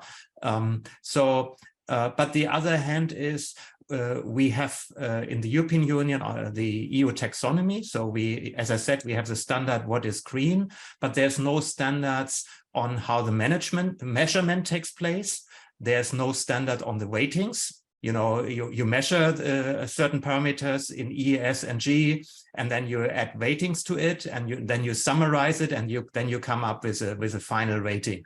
So the differences are in the measurements and in the weighting. So it's up to the rating agency to decide which parameters are more important, which parameters are less important. So on one hand, probably in a best world, all this would be standardized, and then we come up with the same ratings for the corporates. but let's remind us first, there are a lot of gaps, and regularly artificial intelligence methods, machine learning is used to fill that gaps. So certain parameters are not available for corporate, are not reported. And on the other hand, we will never have that perfect world where all produce the same ratings. You know, we also want to have progress and innovation, and maybe one rating agency, you know, has a bright idea how to further develop ratings. So the issue is, you know, if you read that paper from MIT, you expect a correlation maybe of 0.8 or 0.7 or something, but you know, it's rather 0.1 or 0.2. This is the issue, right? So it's more uncorrelated than correlated. So, you know, let's say you have a score of 100 and a certain corporate has 80 from one rating agency, then you expect maybe the others are between 70 and 90 or something like this, right? So with a certain deviation, but not the others have maybe 10 and 20 and 30. And then, you know, the corporate can pick the best one and report this to the outside world. So this is a little bit the issue I see here. Okay, thanks. And because of the time constraint, let's take the last questions from the chat room. This is also for the Alex. May I ask if DBS is helping some SME to develop an ESG project, say for selling solar panel in Hong Kong? So I think there will be some concern, say the initial open bank account fee is a bit higher for small business entrepreneurs, like 100K startup. So Alex, what do you think? They need help? Yeah, I think 100,000 is definitely an exaggeration. Yeah, but SMEs, I think for SMEs, I think the key is awareness and knowledge, and also the buy-in from the owners. We definitely are more than happy to help SMEs to promote this agenda. For example, in Singapore, I think we did finance some solar farm operators. In Hong Kong, for example, because to us, sustainability is not just green, and ESG is very important. For example, social enterprises, we do give them special privileges in terms of opening accounts and operating fees and all this. But in general, I think the key is for SMEs to become aware of this and talk to us, and we are more than happy to help them on this area. Yeah, it's fully aligned with our corporate vision. Yeah. Thank you, Alex. Okay. Yeah, because time constraint, we have a next panel waiting. So thanks for all the three experts, wonderful sharing. We learned quite a lot today. And let's thanks them again for their sharing. And all of you have a great day. Okay. Thank you all. So this ends our first panel discussion. Let's welcome Professor Lepman Nee to host the second panel discussion on ESG. And let me take this chance to welcome my panel. Chen Li. So Chen Li, she's a director. She's a senior director of corporate communications at Budweiser Brewing Company, APAC. Actually, while we have 3 panel members, they have so much experience in so many different companies. Chen was also with Didi. She was also with Bell Pottinger and with Brunswick. And actually, the head of ESG of Budweiser reports into her. So welcome, Chen. Hi, thank you. Hi. Samantha Woods. We have Samantha Woods is Director of Sustainability of Swire Coca-Cola. She used to be a consultant as well at firms like CSR and Elevate. Welcome, Samantha. Looking forward to having you here. Hi, Professor Lee. Nice to be here. Great to see you here. And last but not least, Simeon Cheng. He is the Group Director for Sustainability at Vita Soy International Holdings. And as I said, we actually are very fortunate to have this good group. Simeon was also head of sustainability at MTR. He was working at CLP. So while we talk about food and beverages today, this group has a wealth of experience, either from an industry perspective, but also from a functional perspective, having been at the consulting side, having also been at the PR side, etc. So a big welcome. So what I want to do over the next hour or so is 3 things. I want to first talk about the why, is maybe reflect a bit on the COP27 what happened there. I want to understand a little bit more of the specific sustainability strategy at your respective firms. Then I want to go into more the what, given that all the way from to get a beverage from the farm through the factory, transport it all the way to having a beverage in our hands. What are the sustainable practices in that journey? And I mean, we always talk about journey when we talk about net zero.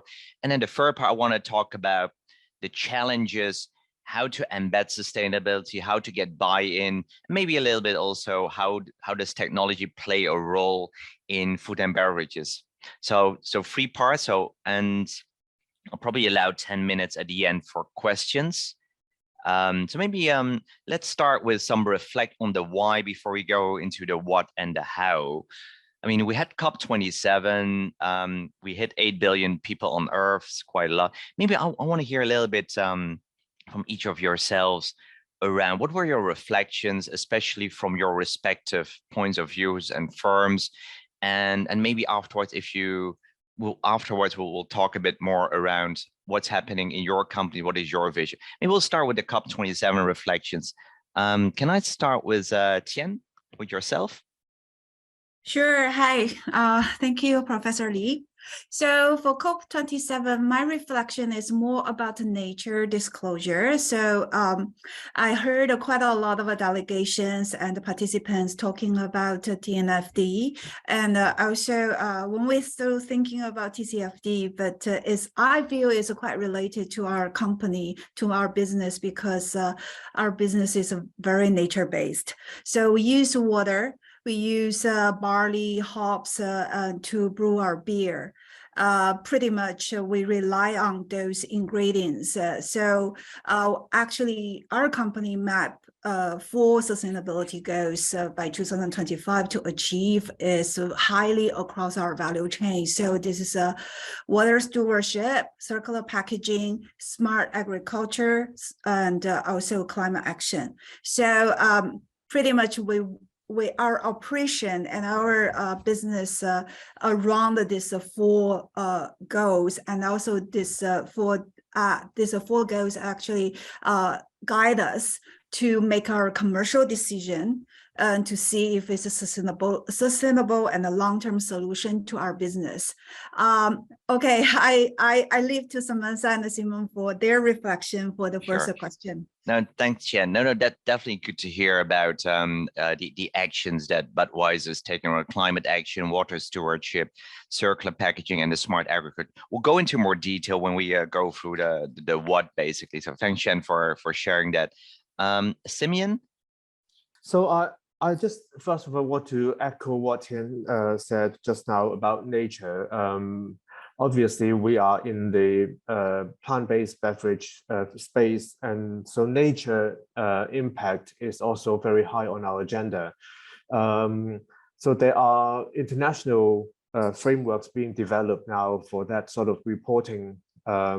TNFD, I think we're all familiar with TCFD, but some of you may have heard about it. But TNFD, so instead of climate, it's nature, the nature financial disclosure. The framework is being developed rapidly. So I think there's a lot more attention will be paid towards how nature would play a part in both nature impact and in terms of climate as well. So another takeaway, I think, from COP27 is that there are lots of commitments out there from governments and companies, but not that much transparency on how they would get there. So I think I have seen a lot of criticism lately on both governments and companies having targets, but not really explaining how they would get there, explaining the challenges behind. And I think that level of transparency is useful for investors, especially for companies like ourselves who are listed. Thank you. No, I fully agree on the transparency, but I recall there was a high-level report around to improve transparency around commitments made. But I agree with you, General, there is still a a lot of room to improve, so to say. Samantha, yourself? Look, I completely agree with what Qian and Simeon have put forward. I think as somebody who's been in the sustainability space for 15 years, I find it very exciting that nature and biodiversity are, very much top of mind in terms of the impacts that we as businesses have, but also the benefits that ecosystem services actually provide to our business and the importance of protecting nature for the sustainability of business.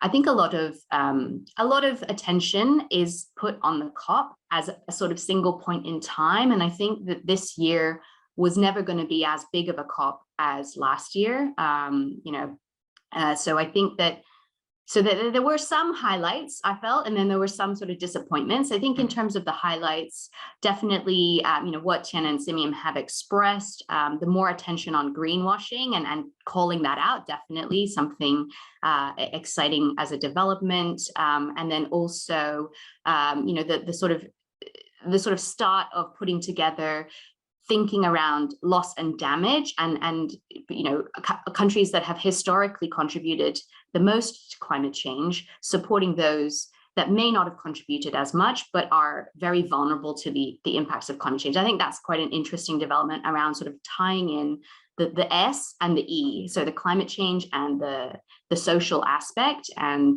the just transition aspect.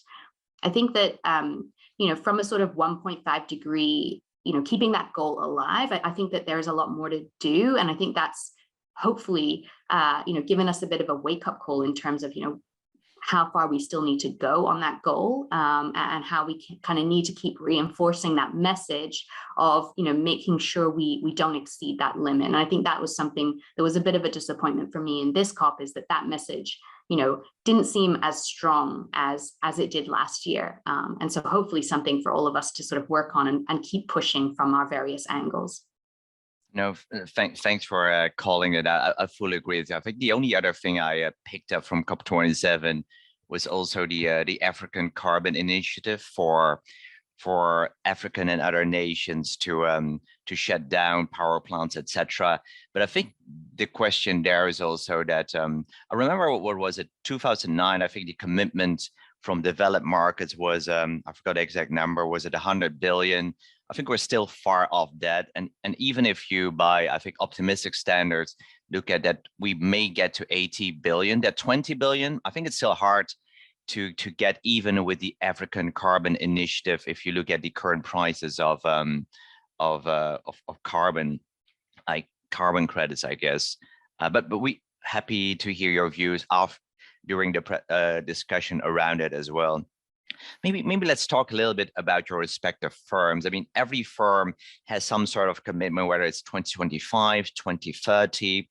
Maybe I stay with yourself, Samantha, in terms of you're part of the larger Swire conglomerate. I heard there was everyone has a particular name to basically rally the stakeholders, I guess. Swire Thrive 2.0, Swire Coca-Cola probably has separate initiatives, probably again related to supply chains, water, carbon. Can you share a little bit around Swire Thrive 2.0, what it means for Swire Coca-Cola? And I remember in our prep call, you mentioned, if I'm correct, you mentioned 100% renewable energy by, I forgot the exact year, but that was pretty ambitious. So really looking forward to hear some concrete commitments and your broader vision strategy. Yeah, sure. I'll come to the renewable energy target in a minute, sure, but okay. So Swire Thrive, full disclosure, prior to joining Swire Coca-Cola, which I've only been in post for about 2 months now. So this is my first real panel discussion representing Swire Coca-Cola. Prior to that, I worked at Swire Pacific. So I was fortunate enough to be involved in the relaunch of Swire Thrive 2.0. So maybe I'll say a little bit about that.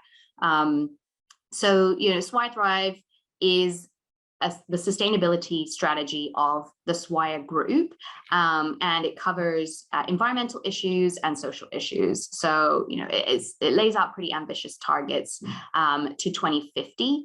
So things like net zero by 2050, zero waste to landfill by 2050, water neutral by 2050, and various other targets. So, as a wholly owned subsidiary of Swire Pacific, Swire Coca-Cola feeds into those group level targets. At Swire Coca-Cola, we have our own strategy, which kind of reflects and feeds into the Swire Pacific strategy. Our strategy is called Our Choice, Our Future. And being a consumer-facing brand, we really wanted to sort of rally everyone together to talk about, it's the job of everyone in the company, not just the sustainability teams, to have a vision for the future that we want to see, and to make choices that in our day-to-day work that help us to get there. So we've set out commitments around climate, water, packaging and waste, product choice, which includes a commitment around reducing our average sugar in our beverages, which of course is something that with people increasingly conscious about sort of healthy eating and things like that, something that we need to be doing something about. Sourcing, which both Chen and Simeon have already mentioned and are doing great work in. So I look forward to hearing from them about their efforts in that area. And then obviously the people side, so our people and also our communities. And we've tried to be quite ambitious in the targets that we've set. We've set a science-based target, that's been approved by the Science-Based Target Initiative. And in order to achieve our science-based target, one of the sort of sub-targets that we've set is for 100% renewable energy for our core operations by 2026. So I think that's pretty ambitious, because that really is only 3 years away, and it really also depends on the evolvement of the renewable energy markets in our operating locations. And so we kind of need not only to do our own efforts as much as possible, investing in on-site renewables where we can, investing in purchasing renewable energy where we can, but also to kind of have more attention to that topic and bring kind of more people into the conversation in our locations of operation to kind of let the markets know, look, we are interested in renewable energy. How can we work together to sort of get this online as soon as possible? So I think that it's a bold target. I look forward to making a concerted effort to address it. But yeah, happy to sort of talk about more of those a bit later and give the floor to Chen and Simeon.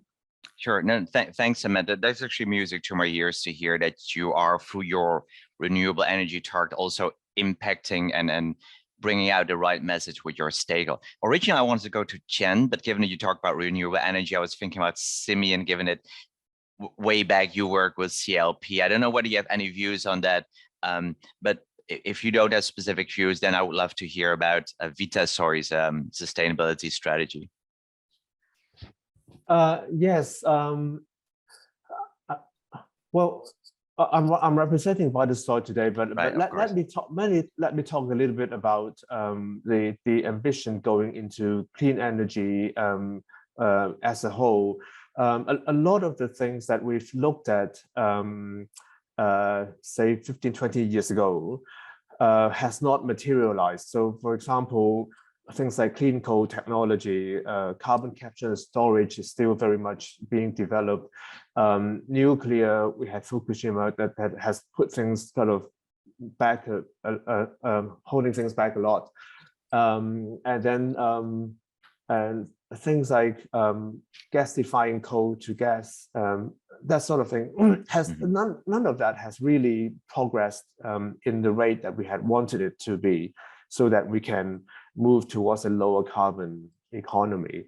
But I think things are starting to move ahead again. For Vitasoy, we have 80% of revenue comes from mainland China. So we are looking very closely into that market and see how we can decarbonize there. And Samantha talked about challenges on sourcing renewable energy in the markets that they operate. And we are the same. And we face different situations just in the past 2 to 3 years. For example, like when I joined the company 3 years ago, we were looking at how we can subscribe to more renewable energy, so beginning of this year, our Australian subsidiary has now subscribed to 100% renewable energy for their factory at a cost that is on par with conventional energy. So it has happened in some markets.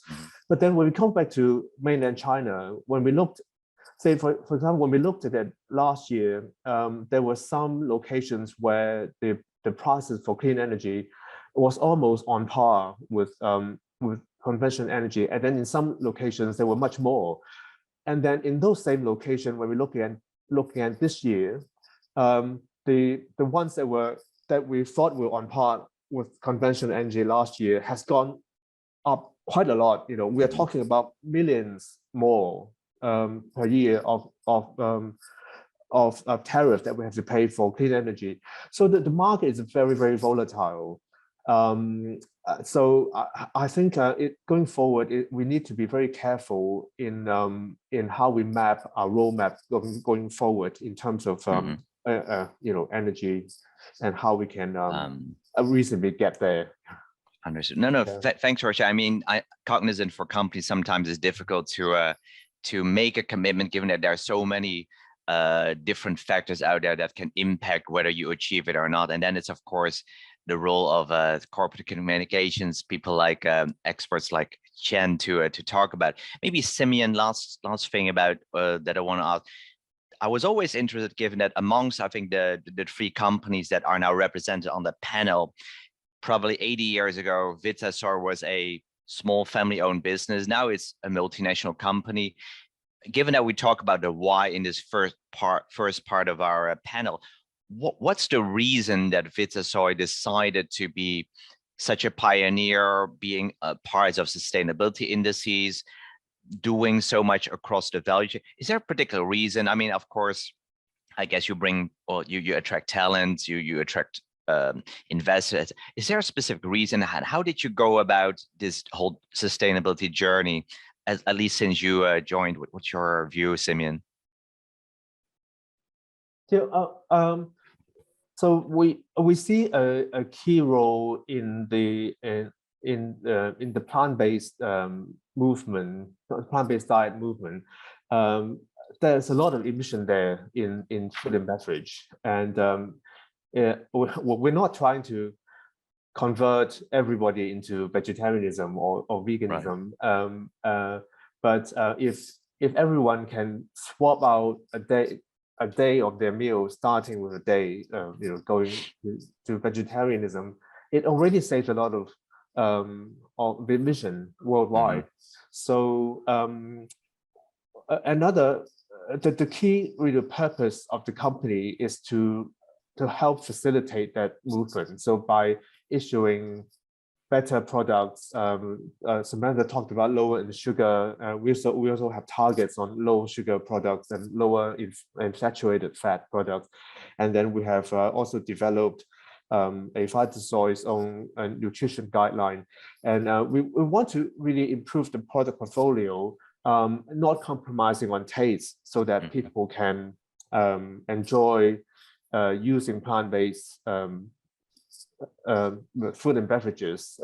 In Singapore, we have a tofu factory, and in Australia, we just released our first soy-based yogurt, which I heard was selling pretty well. I haven't really got my hands on to try one yet, but my family who lives in Australia has tried it, and they said it's very good.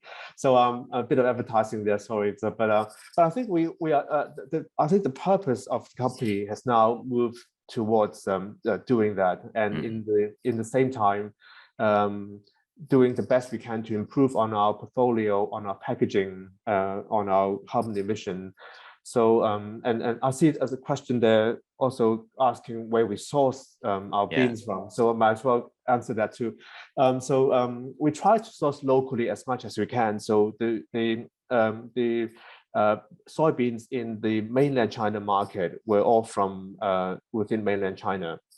Australia tried to source from locally as well, with the exception of here we go, climate crisis affecting us. A few years ago, we had a drought that affected the production, the soy production. So we had to import some to make up for the volume. But under normal circumstances, we try to source locally. That's a lot of discussion locally on how we can play a better role in facilitating that sort of movement going forward, and also in the same time improving our own operation.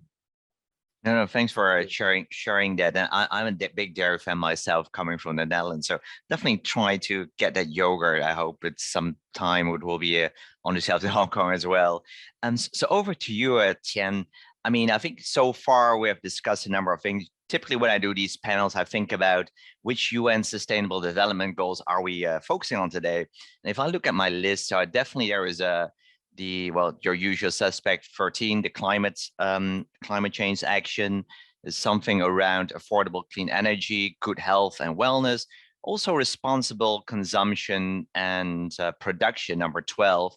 So I think maybe I'm interested in your view also, because you're probably the strongest strategic communications person here, well, in the panel and the audience, I guess. So I want to, can you share a bit more in general, of course, about Budweiser's, and you mentioned the 2025 sustainability goals around smart agriculture, circular packaging, water stewardship, and climate action.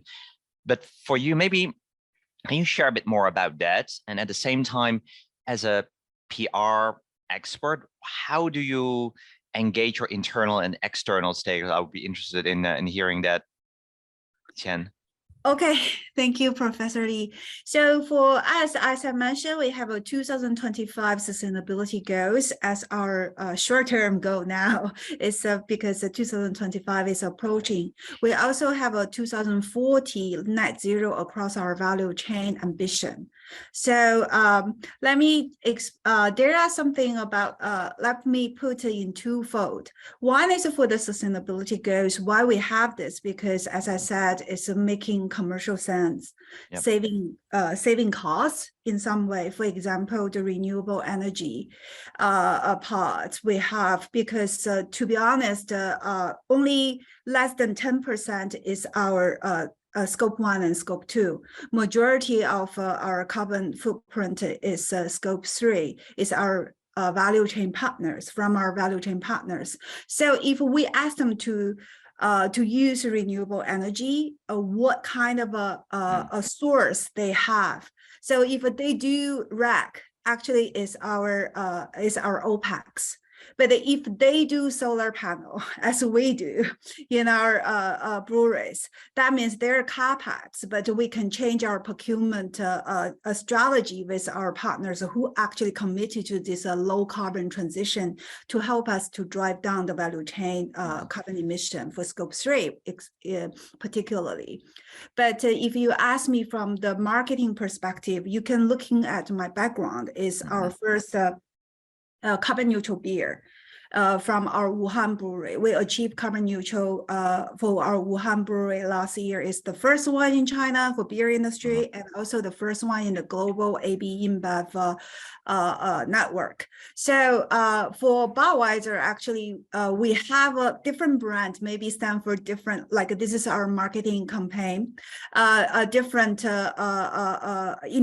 initiatives or awareness we try to raise with our, particularly with our consumers. For Budweiser, is more renewable energy. So this is why we have a Budweiser carbon neutral beer. But for example, another one, Corona. So Corona is always associated with ocean lifestyle, but But we actually we launched in China. We launched this campaign this year is a plastic neutral. We want to make a Corona as our plastic neutral beer. So we pledge to have 145 to remove 145 tons of plastic waste from the ocean to promote the ocean biodiversity. That's something we actually work with our NGO partners and also consumers. So we have quite a lot of offline campaigns with our consumers to encourage them to understand more about ocean biodiversity. On the other hand, there are also something I would like to share. So it's like we promote smart drinking and moderation. We are one of the earliest brand in Asia, in China, or in Asia Pacific, across Asia Pacific. We promote smart drinking and safe driving, road safety. So we use our local brand. For example, now I'm in Korea. Cass is very, very popular Korea beer. So we actually using this brand to educate our logistic truck drivers, and not only our fleet, but also the whole truck drivers working with the Korean Road Traffic Association. So to help to promote moderation, safety, road safety. But in China, we have iconic local brand Harbin is also our road safety and smart drinking champion brand. So I hope I answer your questions, and we try our best to map out. Definitely. I mean, it's good that definitely I'm hearing from yourself and from Samantha that you're not shying away from, well, alcoholism and sugar. So I think it's good that you tackle that head on. And I think that's also a lesson learned from different industries around. You have to choose what space you want to be in and be known for, and so that people can say, okay, you're making progress in certain areas. I remember also, Tian, from our preparation call, that you mentioned way back the ratio of water to beer was 6:1, and you managed to get that to 2.17 hectoliters water to beer. Can you share a little bit how you managed or how the company managed to do that? And then that probably leads in well into our next part around the what going from the why. So internally, we keep saying no water, no beer. So actually, we operate in 4 principal markets across APAC: China, India, South Korea, and Southeast Asia, basically Vietnam. For 2 countries, top 2 countries, the most populated countries with water scarcity issue is China and India. India is particular. So we managed to drive water stewardship is one of our sustainability goals. And I think I asked our internal colleagues, maybe 6 hectoliter to 1 hectoliter is maybe 20 years ago. And now we managed to drive to the 2.17 hectoliter per hectoliter. That means 2.17 bottles of water to make 1 bottle of beer. So the same amount.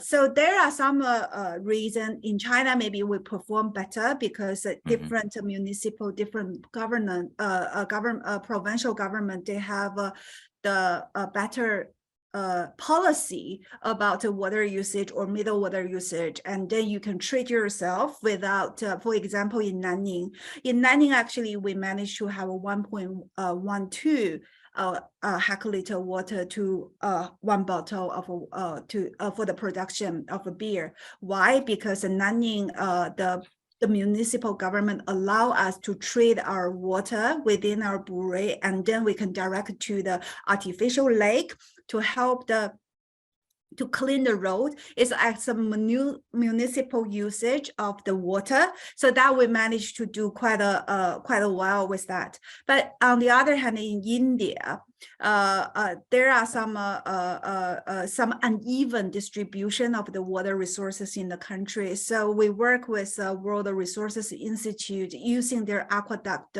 tool, have a 7-step of water risk management. So we promise to replenish the water in the country to return to the community. So we help with the farm to build the dam, to build the water storage system, and also in the community we have the water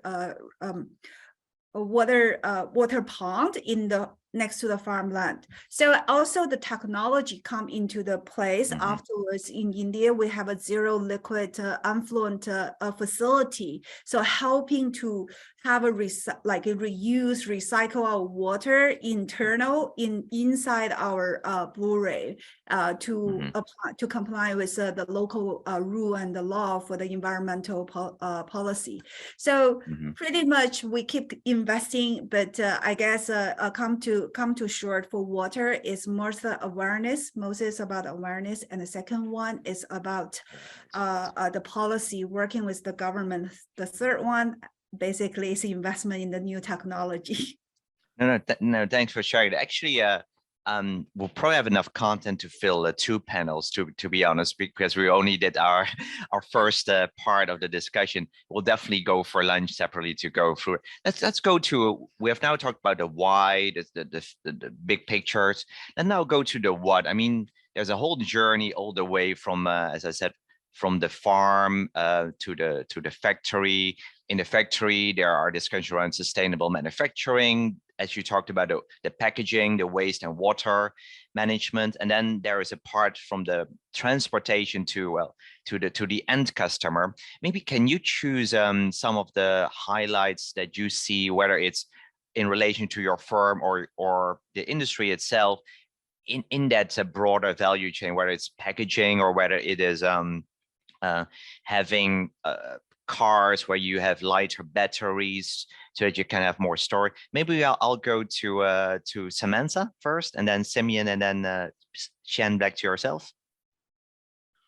Sure, Professor Lee. I think that as you've put the question out like this, perhaps I should just address the elephant in the room, which is packaging. Chen already mentioned a little bit around her side, and I think that if I don't talk about packaging now, I'll get a lot of questions about it. So let's talk about it. I think that, of course, any company that is using packaging, in particular plastic packaging, needs to pay attention to its impacts.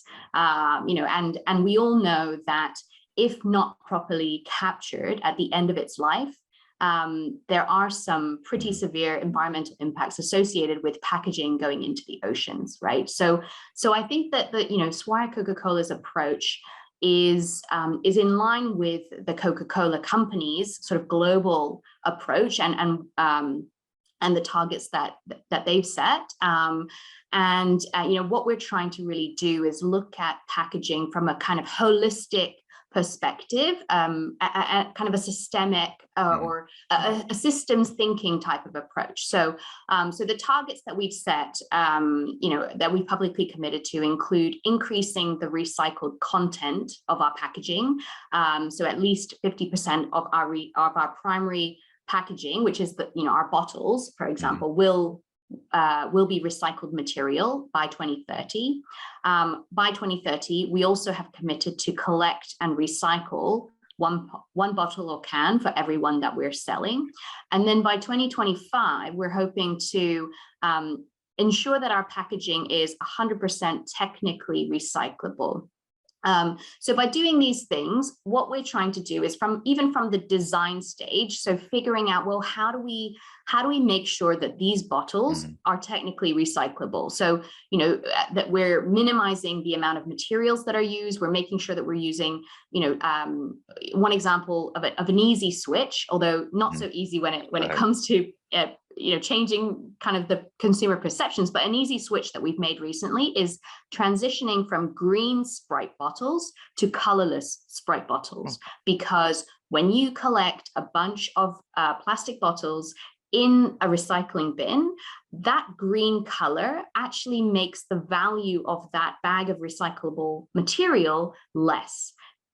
Because when it goes on to be collected and recycled, that green color I guess, changes the final color of that recycled material. So in order to ensure that those bottles retain their highest value, that can ensure that they can be collected and recycled potentially into another plastic bottle, we want to make sure that we are reducing that color. And so that was kind of, when you think about the entire system of recycling, that seems like, an easy switch. Obviously, there's a lot of kind of brand perception and things like that, and communication that needs to go around that. But that was an example of something we did recently, which hopefully means that more of our packaging will be collected, will be recycled, and potentially will turn into another plastic bottle. So closing the loop for that.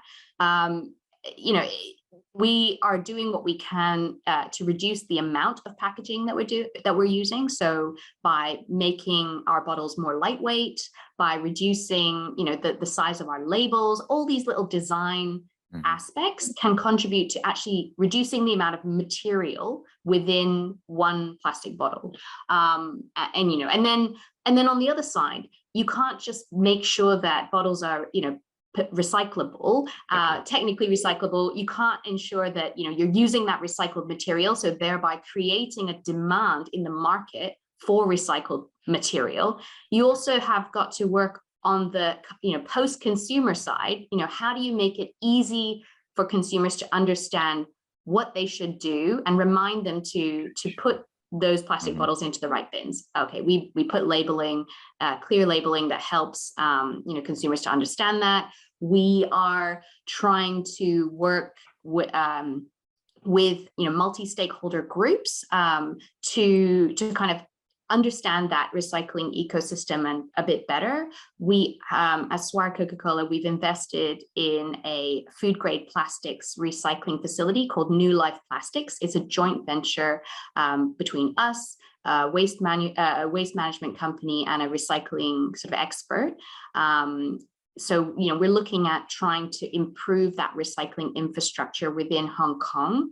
And so kind of, I guess, there's a lot more that we can say about this, but, essentially what it boils down to is, we're trying our best to kind of understand how the system works so that it's not just that we are making our packaging recyclable. We want to ensure that that packaging is actually recycled and making it as easy as possible for other actors along that ecosystem to be able to close the loop.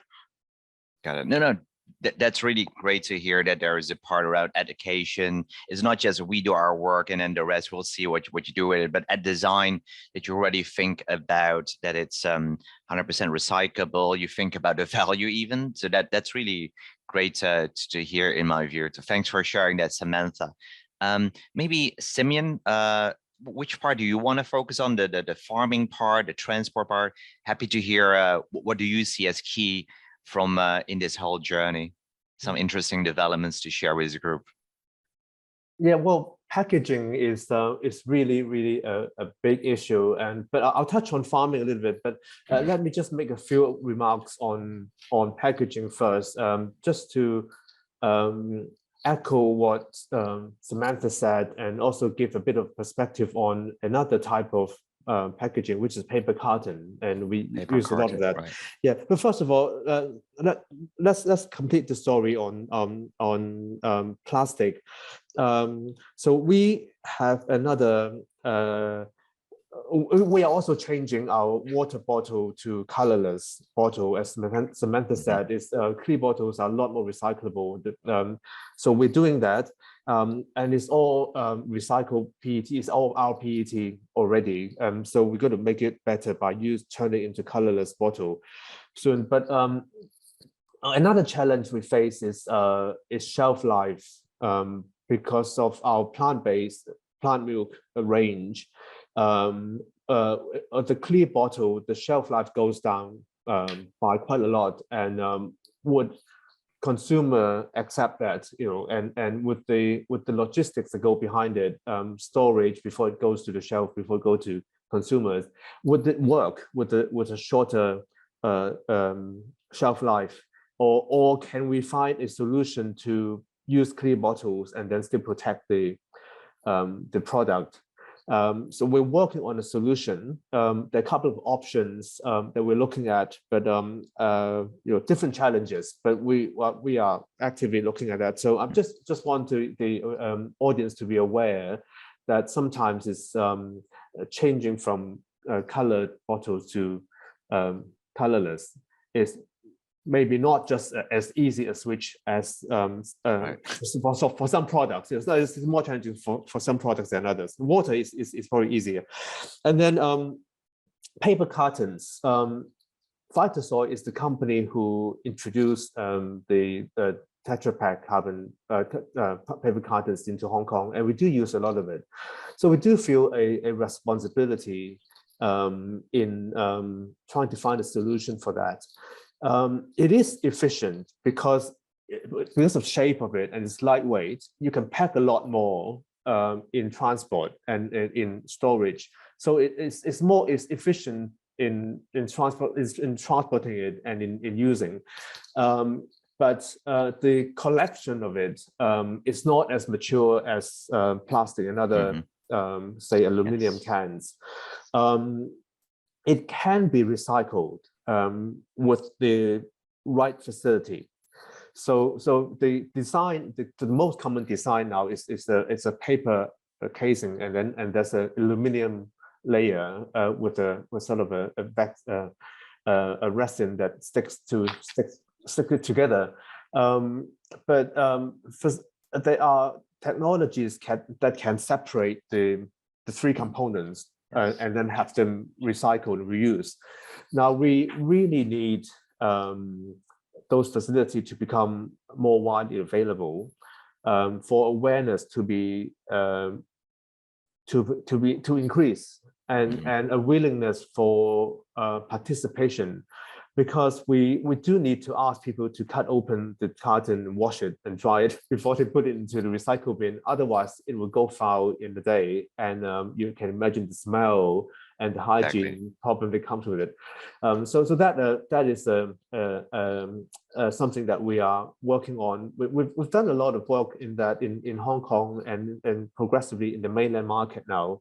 And so watch out in our sustainability report. Any progress we make will be reported there. So I feel obliged to say a few words about farming as well. So we developed a sustainable farming guidelines internally to first of all implement that into our direct contract farmers, because that's where we have the most control. We've been using that for 2 years now, and we feel that it's making good progress. The farmers have improved their processes a lot. They reduced fertilizer use by 20%. Water management is better. Labeling. We looked at the labor issues as well, and they're very receptive because they believe that will make their business better and more competitive as well. So we see a lot of buy-in on that. And the next step really is how to maximize the effect we can using with our sustainable farming guidelines. Would other farms be interested? Even outside the Vitasoy portfolio. So we are talking to NGOs. We are talking to university in mainland China. And see whether there will be interest to promote that further. So in the interest of time, I'll probably stop there and let thanks, Simeon. Yeah, time really does fly. And maybe Tian, I think maybe I'll leave the last question for yourself around. So we talked at our prep call around green logistics, sustainable transportation. You mentioned some developments around e-trucks and batteries. Can you share a little bit about that, please? Sure. So actually for Budweiser, we're a beverage, like a beer producer. So we don't own any fleet, like a logistic fleet. Actually, they're my suppliers. So we do actually have quite a lot of proportion over now. It's over 300 green trucks in our fleet, especially for the e-trucks. So we have a heavy e-truck. So that's the format, the partnership actually we build with our supplier, our fleet manager, and also with BYD. So we give our expertise and industry specific requirements for beer transportation to BYD. And then the supplier actually work with a BYD to build a e-heavy truck suitable for our for beer or beverage transportation. So that's something I would like to highlight is like, because as we know, the battery is quite heavy. So reduce weight and having more cargo capacity. So increase around 3 or 4 tons for the e-heavy truck. So that's pretty much a good progress for us. So we also have a hydrogen fuel cell trucks in our fleet. We have one heavy one. So that one with the mileage around 400 kilometers. So it's only for one route because the infrastructure restrictions.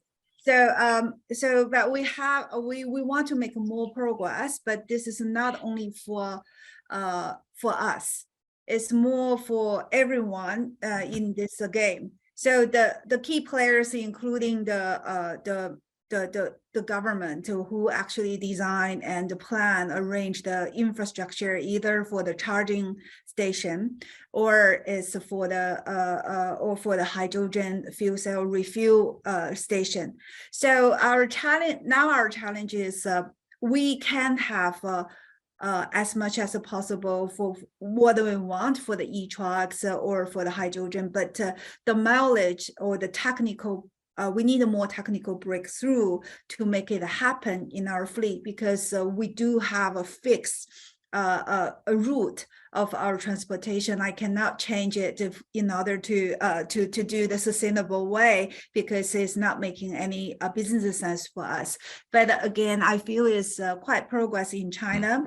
And also we hope different country might have a different policy or promotion angles about green logistics. But in India, and Korea, we have everything for our distribution center. The lift fork actually is all electrical. So we try to make sure we see any opportunity and then we implement it. Got it. No, thanks for that. I mean, time really flies. Already noon. I didn't get to my third part of my question, how to embed sustainability with your internal external stakeholder. I didn't ask about the part around how can you get more investors for PR, but we'll discuss that over a good dim sum. Really, thanks a lot, Simeon, Samantha, and Qian for being here. It's good to hear that your respective firms, Budweiser, Swire, Coca-Cola, Vitasoy, are doing more across the value chain to impact more your different partners. So it's great to hear. So thanks for that. And with that, I hand back over to Professor. Really, thanks for your time. I look forward to seeing you next.